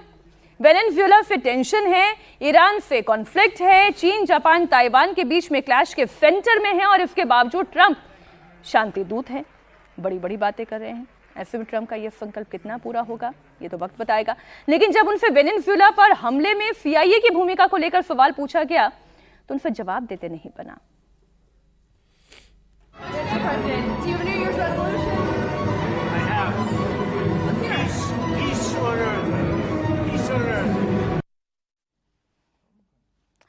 पूछा तो गया था सवाल वेनेजुएला को लेकर ही, लेकिन कुछ बात वो कर नहीं पाए। प्रोफेसर साहब, शांति दूत बनना चाहते हैं लेकिन वॉर में तो खुद इन्वॉल्व है। मुझे लगता नहीं है कि ट्रंप जो है वो शांति के मसीहा के तौर पर उभर करके आएंगे। ऐसा इसलिए क्योंकि उनकी अपनी पर्सनालिटी में ही एक कंट्राडिक्शन है, कहीं और जाने की जरूरत नहीं है। उनकी पर्सनालिटी में ही कंट्राडिक्शन है, क्योंकि पर्सनालिटी में वो कहीं से भी ये नहीं दिखते जिसमें डोमिनेट करने की इच्छा हो, जो हेजेमोनिक प्रवृत्ति का आदमी हो, वो कभी शांति का मसीहा नहीं हो सकता है। जिस प्रकार से वो कहते हैं कि भाई जो है वो आइसलैंड जो है वो हमारा ये हो जाना चाहिए, जिस प्रकार से वो कहते हैं कि जो है वो वेनेजुएला में जो है वो हम उसको जाकर के अटैक कर देंगे, जिस प्रकार से वो एक मिलिट्री डिक्टेटरशिप के साथ खड़े हो जाते हैं, जिस प्रकार से वो ईरान पर बॉम्बिंग करते हैं, तो कहीं से ये नहीं दिखता है कि वो, और जब आप बात करते हैं कि दुनिया में अकेला हम मसीहा के तौर पर खड़े हों, अमेरिका द ग्रेट हो, अमेरिका ग्रेट कैसे हो सकता है? तभी तो हो सकता है जब वो सबको डोमिनेट करे। हर जगह आप ट्रंप की एक तलवार की तरह जो है वो ट्रेड जो है उसको आप तलवार की तरह यूज कर रहे हैं। तो ऐसा व्यक्ति जब अपने देश के बारे में चिंता करे, जो सबको साथ लेकर के नहीं चले, तो दूसरे देश क्या करेंगे? दूसरे देश अपनी चिंता करेंगे। और जब सबको ही अपना अपना मैक्सिमाइज करने की कोशिश करेगा तो वहां पर कॉन्फ्लिक्ट का दायरा बढ़ जाता है। हम अपने इंटरेस्ट को मैक्सिमाइज करने की कोशिश करेंगे, दूसरा अपने इंटरेस्ट को मैक्सिमाइज। कल जाकर के यदि ताइवान के अंदर उनके सामने समस्याएं कोई कम थोड़े हैं। कल ताइवान पर यदि चाइना अटैक करता है या अटैक करने की तरफ जाता है तो क्या वो डिफेंड करने के लिए आएंगे या नहीं आएंगे, ये सवाल बहुत बड़ा है। और नहीं आते हैं, कल ईरान में जाकर के यदि इजराइल अटैक करता है तो उसके साथ वो खड़े होते हैं या नहीं खड़े होते हैं, ये देखना दिलचस्प होगा। और यदि वो खड़े होते हैं तो युद्ध में उनकी भागीदारी अवश्यंभावी हो जाएगी। अमेरिकन सैनिक जो है आज वो खुद कह रहे हैं कि हमको जो है वो अफगानिस्तान में हमने जो एयर बेस अपना छोड़ा था हमको उसको कब्जा करना है। ये नहीं कहना है कि उसे दे दे परस्यू करना है, हमको उसका कब्जा करना है। यदि ऐसी मानसिकता हो तो संघर्ष तो वहां पर संघर्ष होना तय है। ऐसे में वो शांति का मसीहा के तौर पर उनको कोई दुनिया देखेगी। मुझे मतलब नोबेल का पीस प्राइज 26 में भी नहीं वो मिलने छीन वाला। ले तो और बात है, नोबेल के प्राइज वो छीन ले तो और बात है। समीर जी, देखिए, छीन ले तो और बात है। नहीं, वो कोशिश तो पूरी करेंगे कि भाई नोबेल पीस प्राइज मिलो। जिस तरीके से इस बार उन्हें जिद कर रहे थे कि मुझे मिलना चाहिए और बार बार वो कह रहे थे, तो इजराइल ने तो अभी उन्हें अपना सर्वोच्च सम्मान दे दिया है। कल इजराइल ने कभी किसी विदेशी को नहीं दिया अपने देश का सर्वोच्च सम्मान, कल दिया। जिस तरीके से ट्रम्प की भूमिका रही है, फीफा ने भी, फुटबॉल एसोसिएशन ने भी अपना सम्मान दिया, तो उन्होंने खुद ने लेके अपना पहन लिया। तो मुझे लग रहा है वो कोशिश जारी रखेंगे, लेकिन उनको लग रहा है कि अगर रूस और यूक्रेन का युद्ध वो रुकवा देते हैं तो जरूर वो दावा करेंगे कि भाई मुझे नोबेल पीस प्राइज मिलना चाहिए। लेकिन ट्रम्प का जो भी व्यवहार लगातार चल रहा है वह युद्ध रुकवाने से ज़्यादा दुनिया को उकसाने वाला ज़्यादा रहा है। वो जिस तरीके से भी उन्होंने ईरान को धमकी दी कि भाई हम अल्टीमेट कर देंगे, जिस तरीके से अभी उन्होंने मादुरो को धमकी दी कि भैया वेनेजुएला को कि खाली करो, हम आ रहे हैं वहाँ पर, तो वहाँ युद्ध के खतरा मंडरा रहा है। और जिस तरीके से अभी उन्होंने इजराइल के साथ मिलकर ईरान को धमकी दी है फिर से, तो मुझे लगता नहीं कि ट्रंप फिलहाल रुकेंगे। वो दोनों तरीके से चलते रहेंगे, मतलब वो युद्ध रुकवाने की भी कोशिश करेंगे और युद्ध थोपेंगे भी। ताइवान का ही जो अभी सर ने जिक्र किया विजय जी, अगर चीन से वो आमने सामने की लड़ाई लड़ सकते होते तो लड़ चुके होते। वो हिम्मत तो उनमें भी नहीं है ना कि वो चीन से आमने सामने की किसी जंग में जाएं। चीन के साथ वो नहीं जाएंगे किसी भी तरह से आमने सामने की जंग में, लेकिन जो प्रोफेसर साहब ने कही ना, वो ज़्यादा बेहतर बात है कि वो पॉलिसी ऑफ पैराडॉक्स के साथ जीते। कंट्राडिक्शन है उनकी पर्सनैलिटी में, खुद में। वो बनना चाहते हैं शांति दूत, लेकिन सारी तैयारियां करते हैं लड़ाई की। वो वेनेजुएला में जिस तरह से चैलेंज करते हैं, वो चिली में जिस तरह से चैलेंज करते हैं, वो ताइवान के नाम पर चाइना को जिस तरह से चैलेंज कर रहे हैं, वो जापान को जिस तरह से चैलेंज कर रहे हैं, और सीधे तौर पे कहूँ तो हिंदुस्तान को वो चैलेंज करते हैं टैरिफ के मामले में। वो तो युद्ध आप कह रहे हैं 4 युद्ध को वो ठीक करने की कोशिश कर रहे हैं, वो तो 10 युद्ध खड़े करने की उसमें लगे हुए हैं। लेकिन पहले वो युद्ध खड़े करें, मतलब तैयारी करें, भूमिका बनाए, और फिर उसमें शांति दूत बने। ये वो कर रहे हैं ना, तो इसलिए उनके इससे कोई बहुत फर्क पड़ने वाला नहीं है। लेकिन वो अब ज़्यादा से ज़्यादा केवल अपनी भूमिका ये देख रहे हैं कि किसी तरह से मेरी भूमिका बनी रहे। अमेरिका को ग्रेट अगेन बनाने के लिए जो काम करना चाहिए उसकी एक्सरसाइज तो वो कर रहे हैं, लेकिन अमेरिका उसमें इररिलेवेंट होता जा रहा है। आज जितने देश हैं, चाइना क्या उनकी परवाह कर रहा है, यूक्रेन क्या उनकी परवाह कर रहा है, रशिया क्या उनकी परवाह कर रहा है, जापान उनकी क्या परवाह कर रहा है, हिंदुस्तान क्या उनकी परवाह कर रहा है, बताइए। और यूरोप भी कहाँ कर रहा है, नाटो में कहाँ उनकी परवाह सुनी जा रही है। तो इसलिए अब वो कोशिश कर रहे हैं कि किसी तरह से ये बात हो जाए। इजराइल ने कर दिया। वैसे दुनिया की शांति के लिए जरूरी है कि उनको दिलवाई दें नोबेल पीस प्राइज, ताकि और फिर सब लोग अपने अपने हिसाब से काम करें। इजराइल के सम्मान से अगर उनके वो शांति दूत बन जाते हो, पाकिस्तान की सिफारिश से नोबेल पीस प्राइज मिल जाता हो, तो वो हो सकता है उनको सब चीज़ों में दोबारा से सोचने की ज़रूरत मुझे लगती है कि वो करें। और वो अपने कन्फ्लिक्ट में अमेरिका को भी फंसाते जा रहे हैं जी। अमेरिका की इकोनॉमी, अमेरिका का सिस्टम, अमेरिका की व्यवस्था, वो सब भी लगातार कम होती जा रही है और एक कन्फ्लिक्ट में फंसती जा रही है। मैं इकोनॉमिक वॉर पे मैं आपके पास लेकर आ रही हूं। एक लाइन बोल दूं, हम लोग भी कहते हैं ना कि दे देना चाहिए, लेकिन सर सम्मान एक ऐसी चीज है ना जो तो स्वयं मिलता है। जब आप छीन कर लेना चाहते हैं विश्व शांति के तो लिए वो तो अपमान ही होता है, तो अब कहाँ इनको सम्मान मिल पाएगा। नहीं सर, मैंने जब आपसे शुरुआत में आपसे कहा ना कि दर्शकों को एक खबर दे दीजिए, 4th लार्जेस्ट इकोनॉमी हम बन गए हैं, उसके पीछे कारण ये था सर कि ये जो डोनाल्ड ट्रंप कर रहे हैं, सारी लड़ाई तो इकोनॉमी की ही लड़ाई है। भारत के ऊपर जो उन्होंने टैरिफ वॉर छेड़ा वो इकोनॉमी की वजह से। चीन के साथ बैलेंस बनाते बनाते परेशान हो गए, इसलिए क्योंकि उनको रेयर अर्थ मिनरल वो नहीं गंवाना चाहते। या जो रशिया के साथ भी उन्हें करना पड़ रहा है, उसके पीछे भी इकोनॉमिक रीजन ही है। दे नहीं रहा उनको, नहीं दे रहा है। उसमें भी समझ लीजिए, जिस लड़ाई को वो लड़ना चाह रहे हैं या हासिल करना चाहते हैं, वहां पर भी चीन ने उनकी बात नहीं सुनी। ताइवान पर तो छोड़ दीजिए, ताइवान पर वो आमने सामने नहीं आएंगे चाइना के जी अमेरिका। हर्षवर्धन जी। नहीं देखिए, बड़ी साफ सी बात है कि, और मैं बार बार ये कहता भी हूँ कि वो जो 70 के दशक की फिल्म का गाना है कि ना बीवी बड़ा ना बच्चा, ना बाप बड़ा ना भैया, the whole thing is that, कि भैया सबसे बड़ा रुपया, तो सब कुछ तो वही है। और ट्रंप की जो मागा कैंपेन थी वो क्या थी? सरकारी खर्चा रिकॉर्ड पर, कर्ज जीडीपी के अनुपात में कर्ज, इतना डेट आज तक अमेरिकी सरकार पर नहीं रहा। अभी भी हम लोग खबरें सुनते हैं शटडाउन हो गया, लाखों कर्मचारी उनके छुट्टी पर हैं। उनकी जो सोशल सिक्योरिटी स्कीम है उसके लिए फंड नहीं है। जो दुनिया भर में कारोबार है, लोग अपने अपने रास्ते तलाशने लगे, डॉलर डोमिनेंस कम होने लगा। जो ऑयल का था, ऑयल के मामले में भी कई सब्स्टिट्यूट लोगों ने खोज लिए।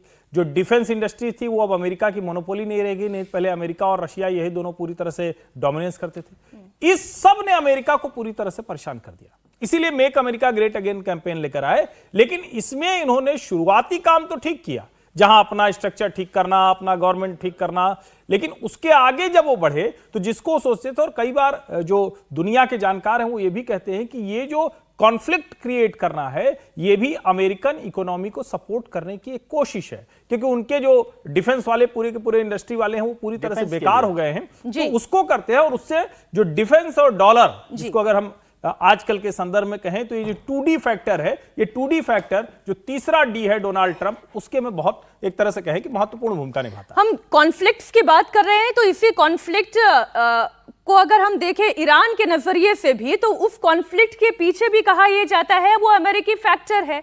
अब इस वक्त 2026 में जब हम पहले दिन में खड़े हैं, ईरान इस वक्त जल रहा है, वहां का युवा सड़क पर उतरा हुआ है, वहां की कट्टरपंथी सरकार को हटाना चाहता है। 47 साल की दमनकारी तानाशाही का क्या अंत होने वाला है?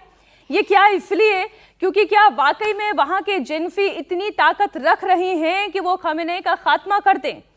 ये साल ईरान के लिए क्या आजादी वाला साल होगा? क्या जिन्फी ने जो नेपाल में किया या जो बांग्लादेश में किया, क्या इसी तरीके की तस्वीर वो ईरान में होगी? वो कुछ तस्वीरें आपके सामने रख रहे हैं, ये बताना बहुत जरूरी है। बहुत बड़ी इकोनॉमिक क्राइसिस से इस वक्त ईरान गुजर रहा है।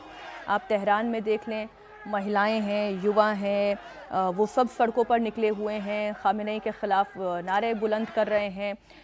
तेहरान हो, हमेदान हो, हर जगह भीषण घमासान है, महंगाई चरम पर है। $1 के मुकाबले वहाँ की जो रियाल की कीमत है वो लाखों में चली गई है। 10 लाख आज ही का नहीं सर, 14,20,000 पे, 13 लाख से ऊपर, 14 लाख के ऊपर। हाँ, 14,20,000 पे सर, ये आज सुबह का डेटा है। ऊपर से अमेरिका और इजराइल से तनातनी, खामेनेई की नीतियों से आवाम आग बबूला है। क्या सत्ता परिवर्तन होकर रहेगा प्रोफेसर साहब? देखिए, ये तो निर्भर करता है कि जो जेनजी जो सड़कों पर उतरा हुआ है वो कितनी देर तक सस्टेन करता है, कितनी लड़ाई लड़ने के लिए तैयार है।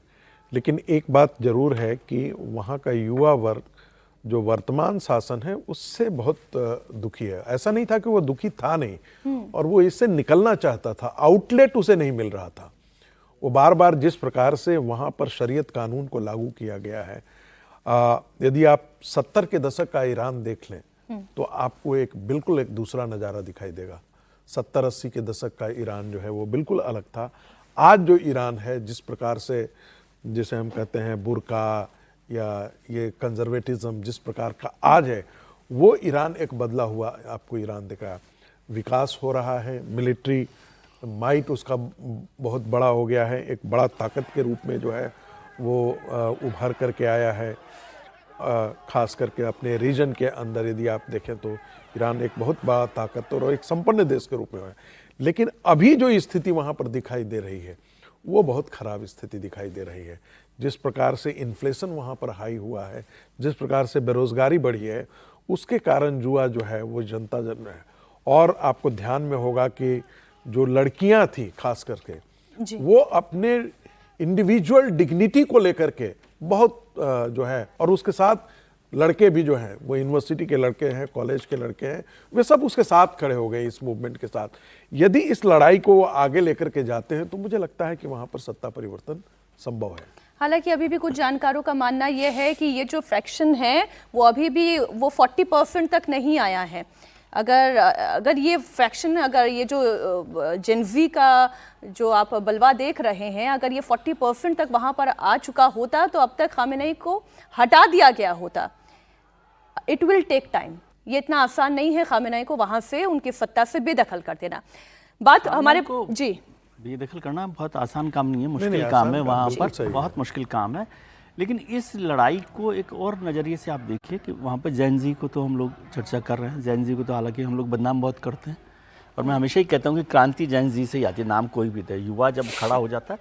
लेकिन ईरान और नेपाल में एक बड़ा फ़र्क है जैनजी का, कि यहाँ लड़कियाँ, महिलाएं जो है ना, वो सामने आ गई हैं, और जो ईरान का कानून है वो तो लड़कियों को मतलब जिस तरह से रखे हुए है, उसके खिलाफ वहाँ पर जो खड़ी हुई है, शरीयत के खिलाफ या खामेनेई की वो जो पूरी रिलीजियस गवर्नमेंट है, एडमिनिस्ट्रेशन है, उसके खिलाफ, तो उससे लड़ाई लड़ना। और जब मैं बहुत अनुभव के साथ कह रहा हूँ और बहुत ज़ोर से देकर कह रहा हूँ, जब लड़कियाँ खड़ी हो जाए ना किसी सोसाइटी की, और वो भी ऐसी सोसाइटी जो बिल्कुल लड़कियों को बंद करके रखना चाहता हो, उसको बहुत देर तक रोका नहीं जा सकता। वक्त लगेगा, लेकिन अब ये गेम उस ओवर रास्ते पर, होकर रहेगा। हाँ, उस रास्ते पर चल दिया है। ठीक है, वक्त लगेगा, लेकिन ईरान में गेम ओवर होकर रहेगा, ये बात तो तय दिखाई दे रही है। और पाकिस्तान में जो गेम करने की कोशिश कर रहे हैं, उनका गेम कैसे आगे बढ़ेगा 2026 में, हम उस पर भी बात कर लेते हैं। बात पाकिस्तान की भी होगी और बात बांग्लादेश की भी होगी। ये दोनों मुल्क हैं जो जानते हैं भारत की ताकत क्या है। उन्हें ये पता है कि नया साल सुकून से अगर गुजारना है तो भारत के साथ उन्हें हाथ मिलाना होगा। एक तस्वीर आपके सामने रख रही हूं। विदेश मंत्री एस जयशंकर कल ढाका में थे। खालिदा जिया के निधन पर उन्हें श्रद्धांजलि देने के लिए वहां पहुंचे थे, और इस दौरान उनकी मुलाकात सरदार अयाज सादिक से हुई। सादिक पाकिस्तान की नेशनल असेंबली के स्पीकर हैं, और सबसे दिलचस्प बात यह है कि यह तस्वीर खुद बांग्लादेश के caretaker prime minister Mohammad Yunus ने अपने एक्स हैंडल से शेयर की है। अब इन तस्वीरों के क्या मायने निकाले जाएं? 2025 में पाकिस्तान ऑपरेशन सिंदूर के जरिए पिटा, और अब बांग्लादेश में हिंदुओं के कत्लेआम के खिलाफ भारत ने फटकार लगाई, तो क्या समझा जाए? पाकिस्तान और बांग्लादेश सुधर जाएंगे या फिर ये सब सिर्फ ड्रामा भर है? समीर जी, क्या ये सिर्फ ड्रामा है? देखिए, पाकिस्तान से सुधरने की उम्मीद करना तो मुझे लगता है बहुत भोलापन होगा। वो कुत्ते की पूंछ है, कभी सीधे नहीं होने वाली। वो अपनी हरकतों से बाज नहीं आएगा। वो जिस तरीके से आतंकवादी गतिविधियों को पूरी दुनिया के अंदर एक्सपोर्ट करता है, और खासतौर से भारत में जिस तरीके से वो आतंकवादी गतिविधियों को सपोर्ट करता है, वो तो वह जारी रखेगा। वो रास्ता ढूंढता रहेगा कि कैसे भारत को हम परेशान करते हैं। लेकिन अभी जो जयशंकर जी की जो फोटो आई है कि पाकिस्तान के अधिकारी से हाथ मिलाते हुए, मुझे लगता है कि खालिदा जिया के एक अंत्येष्टि में जब वो गए थे तो उस समय उनकी वहाँ मुलाकात हुई होगी। और जब मुलाकात होती है तो दो देशों के अगर लोग वहाँ मिलते हैं तो एक कटसी रहती है कि आप मिलाते हैं। वो क्रिकेट खिलाड़ी तो है नहीं कि भाई हाथ मिलाने से हम मना कर देंगे या उसके हाथ से ट्रॉफी नहीं लेंगे। सामने पड़ेंगे तो हाथ मिलाई जाएगी, और एक मैसेज भी देने की बात होती है, कहने के लिए कि भाई मुलाकात हुई है। और कूटनी ऐसी ही चलती है ना, बातचीत का रास्ता तो हमेशा आपको रखना पड़ेगा, भले ही वो आपका दुश्मन है। मुझे लग रहा है कि एक संकेत देने की कोशिश की है, और जिस तरीके से उसका ट्वीट उन्होंने किया है लिखकर, तो ये पाकिस्तान को भी संदेश देने की कोशिश की है कि भाई आतंकवाद को अगर आप दुनिया से खत्म करना चाहते हो तो भारत से आप मिलकर अगर बातचीत करने के इच्छुक हो तो भारत आपसे बात कर सकता है। आतंकवाद आपको खत्म करना पड़ेगा। और जो या फिर ये मोहम्मद यूनुस ने इसलिए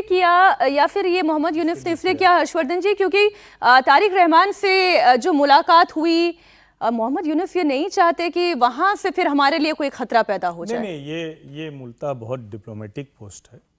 जब पाकिस्तान के, क्या नाम बताया इनका आपने, जो अयाज नेशनल असेंबली के स्पीकर हैं, इसको जब आप शेयर करते हैं ना, तो आप जरा इसको समझिए। अभी पाकिस्तान और बांग्लादेश का जो टैंगो चल रहा है ना, वो जरा दूसरी तरह का है। भारत दोनों के लिए एडवर्सरी है।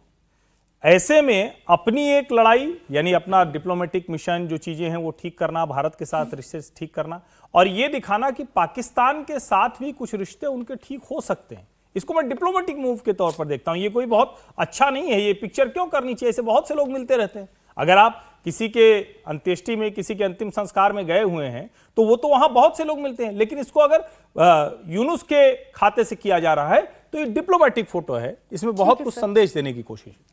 अच्छा, रक्षा मंत्री राजनाथ सिंह गुरुवार को नई दिल्ली स्थित बांग्लादेश उच्चायोग गए और उन्होंने बांग्लादेश के पूर्व प्रधानमंत्री खालिदा जिया को श्रद्धांजलि अर्पित की।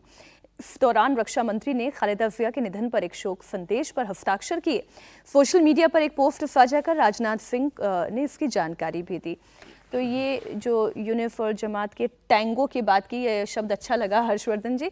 तो अब दुश्मन कहें, दोस्त कहें, या उसके बीच में अभी हमारा रिलेशनशिप बांग्लादेश के साथ क्या है, इन तस्वीरों से कुछ बदलता है? मुझे लगता है कि एक राजनयिक शिष्टाचार के नाते जो सब चीज़ें होती हैं वो हो रही हैं। इससे आने वाले दिनों में बदल जाएगा, मुझे इसकी उम्मीद नहीं दिख रही है तत्काल। और इसका कारण भी है, इसका कारण मुझे जो समझ में आ रहा है वो ये है कि बांग्लादेश के अंदर जो ग्रेट पावर्स राइवलरी चल रही है आज के दिन में, चाइना फैक्टर है, पाकिस्तान को तो मैं उतना बड़ा नहीं मानता, लेकिन चाइना फैक्टर है, और जो अमेरिकन फैक्टर है, ये दो फैक्टर इतने बड़े फैक्टर हैं, वो कभी नहीं चाहेंगे कि भारत के साथ उनके रिश्ते सुधरें। और जिसके कहते हैं ना कि इसे इस सारी चीज़ों को गतिशील करने में पाकिस्तान एक बहुत बड़ी भूमिका का निर्वाह कर रहा है। पाकिस्तान एक्टिव आपको नजर पड़ रहा है, लेकिन उसके पर्दे के पीछे जो काम करने वाले दो प्लेयर जो बड़े हैं वो साफ साफ आपको नहीं दिखाई दे रहे हैं, वो अमेरिका और चाइना है। वो जरूर चाहेंगे कि भारत जो है वो एक हमेशा घिरा हुआ मिले उनको। जब तक भारत घिरा हुआ नहीं मिलता है, डोनाल्ड ट्रंप के साथ भारत तो उस तरीके से पेश नहीं आएगा, कंप्रोमाइजिंग मूड में रहेगा नहीं। तो भारत को निडिल करना है तो क्या जरूरत है? पहले वो पाकिस्तान को करते थे, प्रॉप अप करते थे, अब उनको लगता है कि नहीं, अब हम वहां बांग्लादेश में भारत प्रो इंडिया सरकार थी, हमने उसको हटा दिया है। अब यदि वो दोनों सरकारें जो है वो भारत के खिलाफ खड़ी होती है तो भारत पर दबाव तो बनेगा ही। एक 3.5 फ्रंट जो युद्ध है वो भारत के लिए एक बन जाता है कि भाई कल जाकर के बांग्लादेश बॉर्डर हम ओपन करते हैं, पाकिस्तान बॉर्डर ओपन करते हैं, चाइना भी आपके साथ पहले से ही अरुणाचल को लेकर के अपना स्टैंड जो है वो पहले से ज्यादा तीखा किए हुए हैं। तो ऐसी स्थिति में एक बड़ा परिदृश्य उभर करके निकल करके आता है कि भारत को अपनी रक्षा तैयारियों और अपनी इकोनॉमिक माइट दोनों को, सर प्रलय के बाद बहुत शानदार टेस्टिंग हुई है। प्रलय सतह से सतह मार करने की क्षमता रखने वाली मिसाइल की जबरदस्त टेस्टिंग हुई है, और भारत इसलिए अपनी ताकत को लगातार इनहेंस करता जा रहा है, क्योंकि हमें पता है अब हम पाकिस्तान के साथ अपनी सीमा रेखा शेयर कर रहे हैं, कोई और ऑप्शन भी नहीं है। पूरा 2025 हम बस यही चर्चा करते रह गए कि ये विनाश कब खत्म होगा, ये विध्वंस कब खत्म होगा। लेकिन देखिए ना कैसी विडंबना है कि 26 के पहले दिन में भी हम यही बात कर रहे हैं कि कहीं तबाही और बढ़ तो नहीं जाएगी, क्योंकि दिसंबर का जो अंत था वो ट्रेलर दिखा के गया है 2026 की शुरुआत के लिए। रूस ने दावा किया है कि पुतिन के पैलेस पर यूक्रेन ने ड्रोन से हमला किया। ट्रंप कह चुके हैं कि रूस यूक्रेन का युद्ध रोकना मेरे लिए सबसे मुश्किल साबित हो रहा है, और ऐसा दिख भी रहा है। जब लगा कि 4 साल से जारी ये जंग खत्म हो जाएगी, तब ये और भड़क गई। 2026 में इसका रूप सबसे ज्यादा विध्वंसक होने लगा।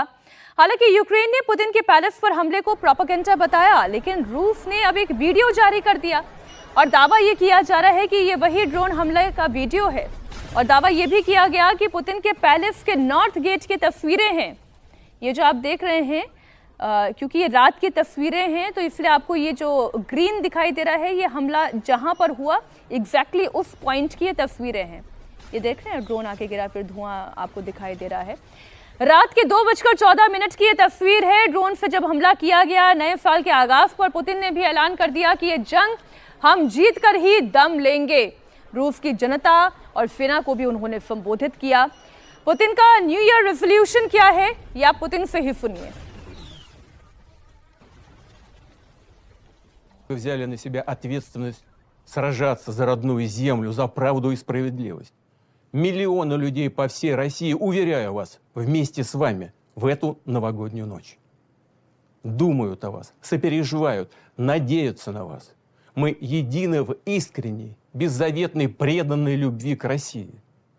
Поздравляю всех наших бойцов и командиров с наступающим Новым годом. Верим в вас и нашу победу. सर पुतिन के रेजोल्यूशन की हम क्या बताएं, वो खुद ही बता चुके हैं। लेकिन 26 का आगाज ये बता रहा है कि अब युद्ध विध्वंसक होगा।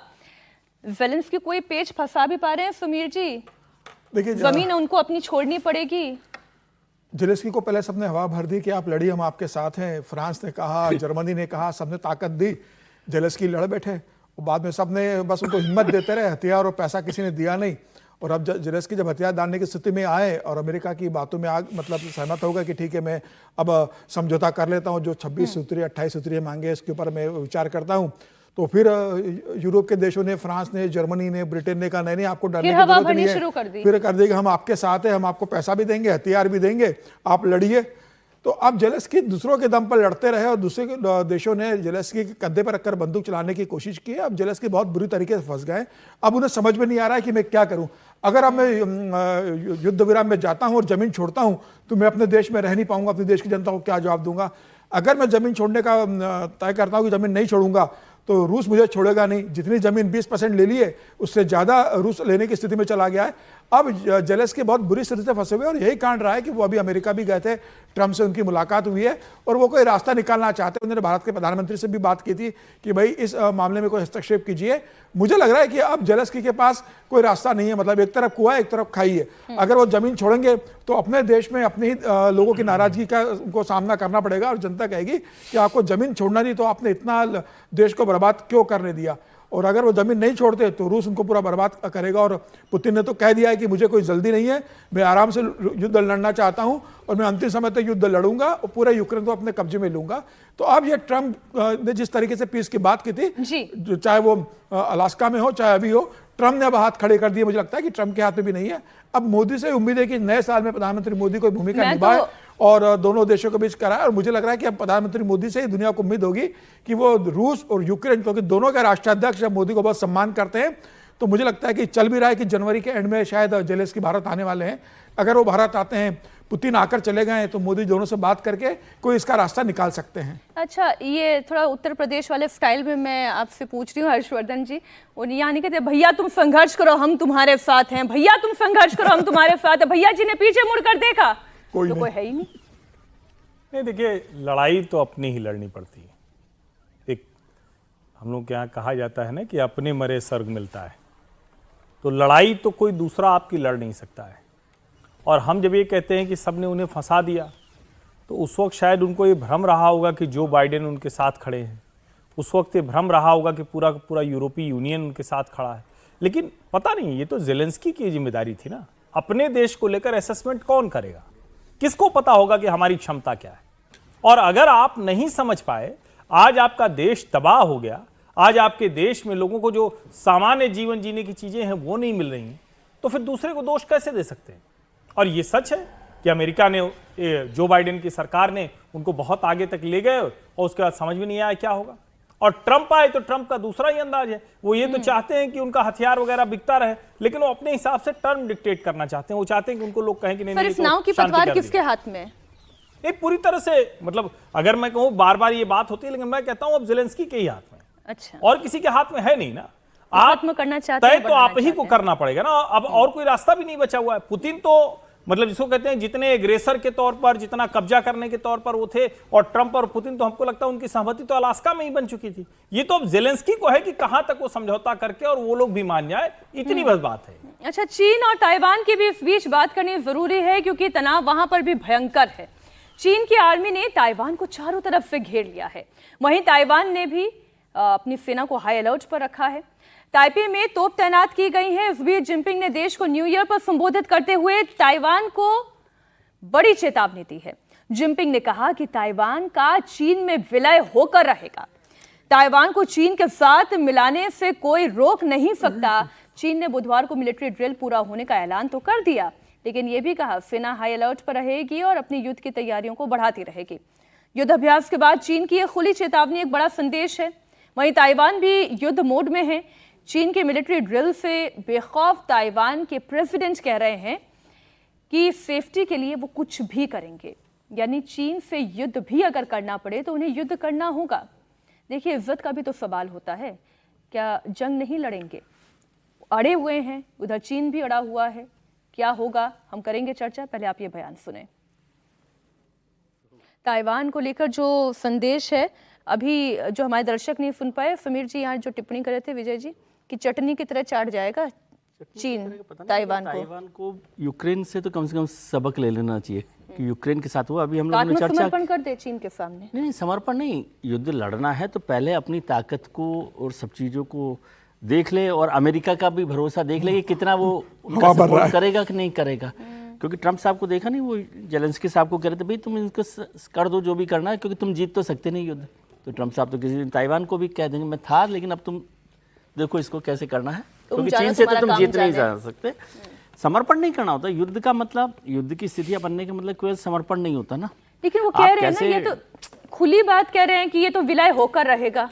हाँ, युद्ध में तो ऐसे ही कहा जाता है, ऐसे ही पुतिन साहब कह रहे हैं 3.5 साल से, तो हो गया क्या? उसको डिप्लोमेटिक तरीके से कैसे किया जा सकता है, अमेरिका के प्रेशर से और दुनिया के जो इंटरनेशनल प्रेशर है वो कैसे ताइवान यूज कर सकते हैं, क्योंकि भारत भी ताइवान के साथ खड़ा हुआ है मोटे तौर पर, है ना। तो क्या वो इंटरनेशनल डिप्लोमेटिक प्रेशर को चाइना को युद्ध करने से रोकने में कामयाब हो सकता है, इस पर कोशिश करनी चाहिए। मैं नहीं समझता कि ताइवान चीन से युद्ध करके कुछ हासिल कर लेगा, ये संभावना फिलहाल नहीं दिखती। हालांकि युद्ध तो कभी भी कहीं पर जा सकता है, युद्ध और चुनाव कैसी भी तरफ मुड़ सकते हैं, लेकिन अभी उनको एक डिप्लोमेटिक प्रेशर को, डिप्लोमेटिक जो पूरी डिप्लोमेसी है दुनिया भर की, उसको यूज करना चाहिए कि चाइना युद्ध के लिए आगे ना बढ़े। इसके अलावा ताइवान के पास कोई रास्ता नहीं है, और यदि वो जेलेंस्की साहब की तरह उसी से के कारण तो अभी ताइवान बचा हुआ है, जो दुनिया के डिप्लोमेसी हाँ, तो वही डिप्लोमेसी कह का रहा हूं ना, प्रेशर तो है, उसी के कारण तो अभी तक डिप्लोमेसी ताइवान को बचा हुआ है। अब चीन ने तय कर लिया है कि भाई अब मुझे दुनिया की डिप्लोमेसी को सुनना लेकिन नहीं है। चीन पर प्रेशर बनाने की ताकत कौन से और देश में है? नहीं, सब नहीं, मुझे लग मिलकर- रहा है अमेरिका की वो सबसे ज्यादा अमेरिका है, नहीं, ब्रिटेन है, उसको केवल जापान ने बना के strategic- रखा है, खुल के कहा है जापान ने कि जो महिला प्रधानमंत्री ने कि भाई हमारी सेना भेजेंगे। लेकिन रूस ने भी कहा है कि अगर कोई ताइवान को चीन से लेने से रोकता है तो हम चीन का साथ देंगे। मतलब ये है कि अगर नहीं, अमेरिका जहां अब चाइना और रशिया साथ खड़े हो जाएंगे तो फिर उनसे नहीं, पंगा लेकिन लेने ये की कौन स्ट्रेटेजिक हिम्मत पावर करेगा? से नहीं चलेगा ना, ये डिप्लोमेटिक पावर से चलेगा। Diplomatic strategic power। पावर से तो युद्ध ही होते हैं, कुछ भी हो, फिर तो वो कमजोर से कमजोर देश भी, आपने कहा कि समर्पण थोड़ी करेगा। हाँ, तो ये डिप्लोमेटिक स्ट्रेटेजी फिर क्या हो सकती है? मुझे लगता है कि रसिया और यूक्रेन का एक उदाहरण हमारे सामने है, और रसिया ने यूक्रेन पर युद्ध थोप करके एक ढंग से वेस्टर्न पावर की हेजेमोनी को चुनौती दी, और चुनौती देने के बाद साथ साथ ये भी मापा कि उनकी हैसियत और उनकी ताकत क्या है, क्षमता क्या है, वो कहाँ तक आ सकते हैं। नाटो को हम देख रहे हैं कि आ नहीं रहा है, यूरोपियन यूनियन के देश आ नहीं रहे हैं, वो आर्म सप्लाई कर रहे हैं। अमेरिका डायरेक्ट कन्फ्रंटेशन से नहीं आ रहा है। आज जो है वो चीन दुनिया की सबसे बड़ी दूसरी ताकत है। मुझे लगता है कि ये एग्रेशन जो है आपका ताइवान के प्रति, वो इस कारण है कि रसिया यूक्रेन में सक्सेसफुल है। जी, जब रसिया यूक्रेन में सक्सेसफुल है तो चाइना को लग रहा है कि अब वो ताइवान के लिए मौका आ गया है, और मुझे लगता है कि ये वही मौका होगा जब भारत को पीओके के अंदर भी सर्जरी करने का मौका मिलेगा। जब ताइवान की तरफ चाइना बढ़ेगा तो आप देखिएगा भारत भी पीओके की तरफ, क्योंकि तब दुनिया की जितनी ताकतें होंगी कहीं ना कहीं उलझी हुई रहेंगी। तो ये एक परिदृश्य आप सोच करके अब देखिए मेरा कि सर क्या। ताइवान से ज्यादा इंटरेस्ट ये आ गया है जो आपने कहा कि नहीं, मैं तो एक अंदाजा, मैं एक मोटा मोटी आकलन कर रहा हूं कि इससे बेहतर तो कोई मौका हो वो नहीं आपको सकता है। उनका कहने का मतलब वो आपको लेजिटिमेसी दे रहा है। मतलब भाई चीन को इससे जब बेहतर ताइवान तो पर कोई वो मौका हमला भी कर- नहीं होगा ना, जब दुनिया की बड़ी ताकतें उलझी रहेंगी। चाइना जब ताइवान में उलझा रहेगा तो बांग्लादेश में ऑपरेशन करने के लिए और या पाकिस्तान के अंदर ऑपरेशन करने के लिए इंडिया के लिए सबसे अच्छा मौका रहेगा। पाकिस्तान जब अमेरिका उलझा रहेगा ताइवान को सपोर्ट करने के लिए, चाइना उलझा रहेगा, रसिया उलझा रहेगा, तो आपके सामने तो जैसे ये है ना कि सामने एक मुर्गा दिखाई दे रहा है, हरी घास दिखाई दे रहा है। आप बांग्लादेश में ऑपरेशन करें या पाकिस्तान में ऑपरेशन करें, तो ये एक दूर की संभावनाएं हैं। आप इसका एक अंदाजा लगाइए, जैसे हम शतरंज पे बैठते हैं ना तो हम गोटियां फिट कर रहे हैं। मैं ये नहीं कह रहा हूं कि ऐसा होगा, लेकिन यदि ऐसा होगा तो ऐसा भी हो सकता है। लेकिन ये बात बड़ी रूस और अच्छी लगी यूक्रेन मुझे। को हाँ। एक और समझना चाहिए, जैसे एक पक्ष उन्होंने रखा कि रूस ने बताया कि वेस्टर्न पावर को और वेस्ट को किस तरह से उन्होंने दरकिनार किया उस ताकत को, लेकिन इसका उलट पक्ष भी यह है कि रूस को भी समझ में आ गया कि इतना आसान नहीं है यूक्रेन जैसे देश को भी लड़ाई 3.5 साल युद्ध लड़ने का मतलब ये नहीं है कि कमजोर है वो, उन्होंने उसने अपने बताया कई है, बल्कि सैनिक खोए वेस्टर्न हैं। पूरा के पूरी ताकत कितनी बड़ी है कि छोटे से छोटे देश के साथ भी युद्ध करने के लिए आपको सब कुछ चीजों को समझना पड़ेगा। रूस के लिए ज्यादा इज्जत की बात है कि वो इस युद्ध से कैसे निकले, सारी बात हो रही है, तो ये केवल दोनों पक्ष हैं इसके, इसीलिए ताइवान के लिए भी चाइना ऐसा समझ रहे हैं, हम यहाँ बैठ के ऐसा समझते हैं कि चाइना उसके ऊपर कब्जा करेगा। यदि आपको 3 साल पहले का याद हो तो सबको लग रहा था कि रूस ने जिस दिन हमला किया 12 घंटे में तो 15 दिन के अंदर 15 दिन में हाँ, खत्म कर काम देगा। निपट जाएगा।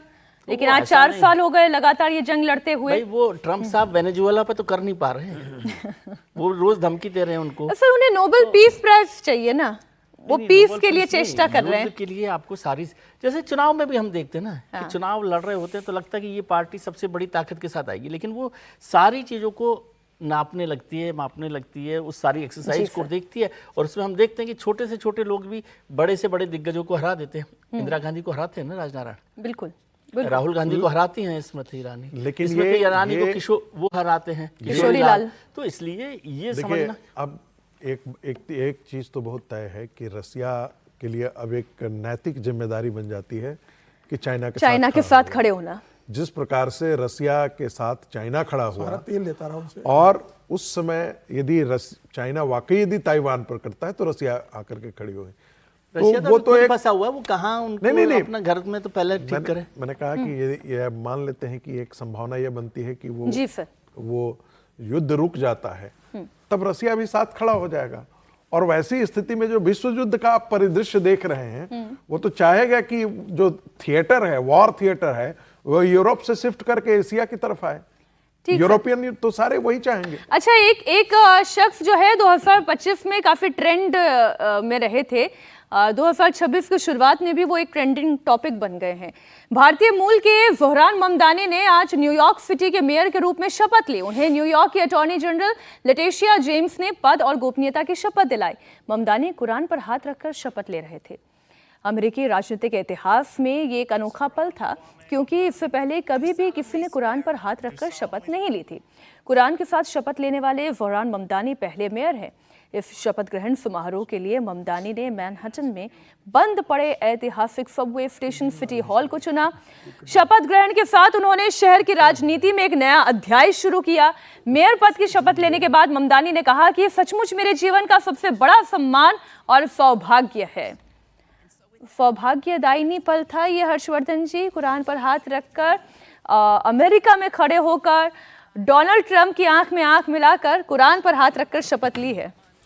देखिए, बाकी सारी चीज़ें तो उनकी पॉलिटिकल ऑप्टिक्स है, और अगर वो मुसलमान हैं, कुरान पर हाथ रखकर शपथ ले रहे हैं, तो इसमें कोई ऐसी चौंकाने वाली बात नहीं, क्योंकि जिन लोगों ने उनको वोट दिया था वो जानते थे कि ये मुसलमान हैं, ये इजराइल विरोधी हैं, ये भारत विरोधी हैं, ये उस तरह की बातें करते हैं। लेकिन उसके बावजूद अगर लोगों ने वोट दिया तो मुझे लगता है कोई चिंता की बात नहीं।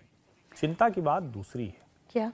एक ये कि मुझे मतलब भारतीय अरविंद केजरीवाल वहाँ शपथ लेता हुआ दिखा, जो सारे वैसे काम कर रहा है जो लगता है कि जैसे सारे घर के बदल देंगे, एकदम चमत्कार कर देंगे, अलादीन का चिराग ऐसे ऐसे घिसेंगे, क्या हुक्म मेरे आका, और सब कुछ बदल जाएगा। जिस न्यूयॉर्क में लोगों के पास रिहाइश नहीं है, सामान्य जरूरत की चीजें नहीं है, लोगों की आमदनी घटती जा रही है, वहां किराए, मकान, रेंट सब बढ़ता जा रहा है, वहां अभी तक कोई सोल्यूशन नहीं दे पाए हैं, नंबर 1। दूसरा जो ज्यादा खतरनाक है, इन्होंने अभी एक जो अपना वकील चुना है वो एक एक्सट्रीमिस्ट है। यहाँ से एक्सट्रीमिस्ट बहुत बड़ा इशू नहीं है, क्योंकि वहां पर संविधान की शपथ नहीं लेते अमेरिका में। प्रेसिडेंट भी जो है ना बाइबल बाइबल पर की, हाथ रखकर करते, तो बाइबल पर रखें आप, यहाँ पर उस पर रखें। अमेरिकी राष्ट्रपति भवन में भी कुछ हमारे जो भारतीय लोग हैं उन्होंने गीता पर हाथ रखकर शपथ ली है, तो वहाँ पर वो बड़ा इशू नहीं है। लेकिन ये बड़ा इशू है कि वो किस तरह की पॉलिटिक्स कर रहे हैं। और न्यूयॉर्क में और दिल्ली में सर, भारत में तो नेम ऑन द कॉन्स्टिट्यूशन ही शपथ ली जाती है। भारत में ली जा रही है, मैं कह रहा हूँ अमेरिका की बात कर रहा हूँ, वहाँ पर संविधान की शपथ नहीं ली जा रही, तो इसलिए वो फर्क नहीं है। लेकिन जो अरविंद केजरीवाल का जिक्र किया, तो वो उस ऑप्टिक्स के सहारे ही चुनाव जीते हैं। जो न्यूयॉर्क में फ्री बस सर्विस को लेकर, फ्री फ्लैट्स को लेकर, गरीब को कैसे देना है, पैसा देना है, वो पूरा न्यूयॉर्क की शक्ल। और न्यूयॉर्क और दिल्ली में एक बड़ा फ़र्क यह है कि न्यूयॉर्क का मैनहट्टन देखेंगे और न्यूयॉर्क के जो सब अर्बन शहर हैं उनमें बहुत बड़ा फ़र्क है। दिल्ली में उतना फ़र्क नहीं है, यहाँ की कच्ची बस्तियाँ और वो, और दिल्ली जो लुटियंस जोन है उसमें उस तरह का बड़ा डिफरेंस नहीं है जो मैनहट्टन से लेकर। और आप न्यूयॉर्क सर, अमेरिका की अर्बन पॉपुलेशन है, वेस्टर्नाइज्ड पॉपुलेशन है। ईरान में तो ऐसी ही तस्वीरें थी, लेकिन कैसे बदलता चला गया, कट्टरपंथी हो गया पूरा समाज। यहाँ तो अमेरिका में इतना आसान काम नहीं है कट्टरपंथी होना। वो हो सकता है कि जो जोहरान ममदानी है वही बदल जाए, क्योंकि अमेरिका की और खासतौर से न्यूयॉर्क की जो पॉपुलेशन है और वहाँ पर जितना मल्टीनेशनल पॉपुलेशन रहती है उसमें किसी का भी कट्टरपंथी होकर चलना बहुत मुश्किल काम होगा, और अगर वो उस रास्ते पर जाएंगे तो न्यूयॉर्क उन्हें खारिज करेगा। इसलिए सभी को भारत की तस्वीर देखनी चाहिए, जो हमेशा संविधान की शपथ लेता है, चाहे कोई किसी भी धर्म से क्यों ना आता हो, बड़े पद पर जाता है तो सबसे पहले कॉन्स्टिट्यूशन के सामने सिर झुकाता है। अच्छा, बात हम पाकिस्तान की भी कर लेते हैं, जहां पर ना कॉन्स्टिट्यूशन का सी है ना डेमोक्रेसी का डी है, वहां पर बस अथॉरिटेरियन सरकार है। जी हाँ, बात पाकिस्तान की, और पाकिस्तान अब नीलाम हो जाएगा, पूरा का पूरा नीलाम हो जाएगा। शहबाज और मुनीर जब तक पूरा पाकिस्तान बेच नहीं देंगे तब तक वो चैन से नहीं बैठेंगे। अभी अभी उन्होंने एयरलाइंस बेची मगर उनका पेट नहीं भरा। अब उनकी नजर पाकिस्तान की दूसरी संस्थाओं पर है। शहबाज सरकार अब पाकिस्तान के सरकारी बैंकों को बेचने का प्लान कर रही है। इतना ही नहीं, ऊर्जा कंपनियों को भी बेचने की तैयारी है। रियल एस्टेट, होटल, वो भी बेचे जाएंगे। शहबाज सरकार ने एजेंडा 5 के तहत इन्हें बेचने की तैयारी कर दी है। 2026 के अंत तक, यानी कि अभी हम जनवरी में हैं, जब तक दिसंबर 2026 में हम कहानी कुर्सी की में चर्चा कर रहे होंगे, पता नहीं 5 बड़े बड़े सेक्टर उनके बिक जाएंगे, निजी हाथों में चले जाएंगे। समीर जी, बिका हुआ ईमान और फिर बिका हुआ देश। निश्चित रूप से जिस तरीके से एयरलाइंस उन्होंने बेची है और पाकिस्तान सेना ने भूमिका निभाई है कि भाई किसी एक को खड़ा करके जिस तरीके से उन्हें बिकवा दी है, पाकिस्तान की सेना जो सबसे बड़ा बिजनेस करती है पाकिस्तान के अंदर, वो भी किसी को खड़ा करके ये सब ऊर्जा सेक्टर और रियल इस्टेट और बाकी जो बेचना है वो सारा उनको बेच दिया जाएगा। और मुझे लग रहा है कि जो हालत है पाकिस्तान के, और दुनिया से अगर लोन लेना है, वर्ल्ड बैंक से लोन लेना है, IMF से लोन लेना है, तो उनकी शर्तों को आपको मानना पड़ेगा। तो जिस तरीके से पाकिस्तान में सरकार का दिवाला निकला हुआ है, वहाँ कंपनियां जिस तरीके से लॉस के अंदर चल रही है, तो अब सरकार चलाने के लिए पैसे नहीं है, मतलब अब तो ब्याज का पैसा भरने के लिए भी इनको कुछ बेचना पड़ेगा। इतना पैसा भी नहीं है कि कुछ कमा के ब्याज भर पाए। अब ब्याज का पैसा भरने के लिए पाकिस्तान को अपनी संपत्तियों को बेचना पड़ रहा है। ये बता रहा है कि पाकिस्तान की दुर्दशा और कितने बुरे दिन आ चुके हैं। सिर्फ ये 2026 की बात नहीं कि 5 कंपनियां बेच के पाकिस्तान कोई वापस अच्छी स्थिति में आ जाएगा। पाकिस्तान बर्बाद मुल्क है और लगातार जिस स्थिति में जा रहा है, इस बेचने के बाद भी पाकिस्तान के पास कुछ बचेगा नहीं। और आने वाले दिनों में हम देखेंगे कि पाकिस्तान के अंदर उनकी जितनी सार्वजनिक संपत्तियां हैं वो सारी बेची जाएंगी। अब ये देखते हैं वो कब तक ये चलते हैं, क्या सत्ता परिवर्तन वहां पर होता है। इमरान खान क्या बाहर निकल कर आते हैं, जमीन पर जिस तरीके से इमरान खान के समर्थन सड़क पर उतर रहे हैं, क्या वो एक आंदोलन बड़ा रूप लेता है, इमरान खान बाहर निकल कर आते हैं, या यह होता है और चुनाव तक क्या सरकारें बनी रहती है। पाकिस्तान में अभी बहुत कुछ होने वाला है। मुझे लग रहा है कि बर्बादी के दिन पाकिस्तान के शुरू हो गए। लेकिन एक अमेरिकन थिंक टैंक ने भी स्टडी में भी कहा है कि 2026 में ऐसी संभावना है कि भारत और पाकिस्तान के बीच फिर युद्ध हो सकता है। तो जिस देश के पास खाने के लिए रोटी नहीं है वो फिर भी युद्ध की तैयारी कर रहा है सब बेच के, तो ये पाकिस्तान की हालत को बयां कर रहा है। ये पाकिस्तान बेच रहा है या ये बेच के कहीं कुछ जोड़ भी रहा है अपने अपने अकाउंट में? देखिए, ये जो है जिसे आप नए शब्दावली में हम लोग इसको बेचना कह रहे हैं, लेकिन वो डिसइन्वेस्टमेंट है उसका। कह रहे थे कि डिसइन्वेस्टमेंट, वो डिसइन्वेस्टमेंट है और पूरी दुनिया जो है वो प्राइवेटाइजेशन, और वो IMF का भी प्रेशर रहता है। मैं वही उसी का जिक्र कर रहा था, क्योंकि IMF से इनको लोन लेना है और IMF बराबर एक शब्द स्ट्रक्चरल एडजस्टमेंट। तो आपको अपनी चीज़ों के अंदर आपको मौलिक तौर पर आपको परिवर्तन करना पड़ेगा, चाहे वो बैंकिंग सेक्टर हो, चाहे हमारे यहाँ भी ऐसा नहीं कि हमारे यहाँ नहीं हुआ, हमारे यहाँ भी हुआ है। तो पाकिस्तान भी उसी दिशा में जा रहा है। पाकिस्तान भी अपने जो सरकारी उपक्रम थे उसको डिसइन्वेस्ट कर रहा है कि भाई जो चीज़ें हमको नहीं चलानी है हम नहीं चलाएंगे, कोई जरूरत है। हम लोगों ने भी तो एयर इंडिया को डिसइन्वेस्ट किया ना, उन लोगों ने भी पाकिस्तान, वाजपेयी सरकार ने तो डिसइन्वेस्टमेंट मिनिस्ट्री बनाई अलग से। अरुण शौरी जो है होटल ITC होटल जो है होटल्स को बेचने का काम डिसइन्वेस्ट। हमारा डिसइन्वेस्टमेंट पाकिस्तान के डिसइन्वेस्टमेंट में फर्क है। नहीं, बिल्कुल उससे मैं सहमत हो सकता हूँ कि उनके फर्क कैसे, लेकिन ये दर्शकों तक पहुंचना चाहिए, फर्क कैसे है भाई? आप बोलिए ना सर। नहीं, फर्क इतना हो सकता है कि उनके यहाँ कंडीशन जिस प्रकार से आर्मी का दखल है, और आर्मी जो फौजी फाउंडेशन है वो उसका कहीं ना कहीं हर जगह शेयर आपको दिखाई दे रहा है। कटमनी क्या है कि वो शेयर स्टेक होल्डर हो रहा है, ऑफिशियल स्टेक होल्डर हो रहा है। हमारे यहाँ ऐसा नहीं है। हमारे यहाँ ओपन बिडिंग के अंदर जो है वो जो आ रहा है वो लेकर उसके साथ में आ रहा है। नहीं, इसको एक लाइन में समझ लें।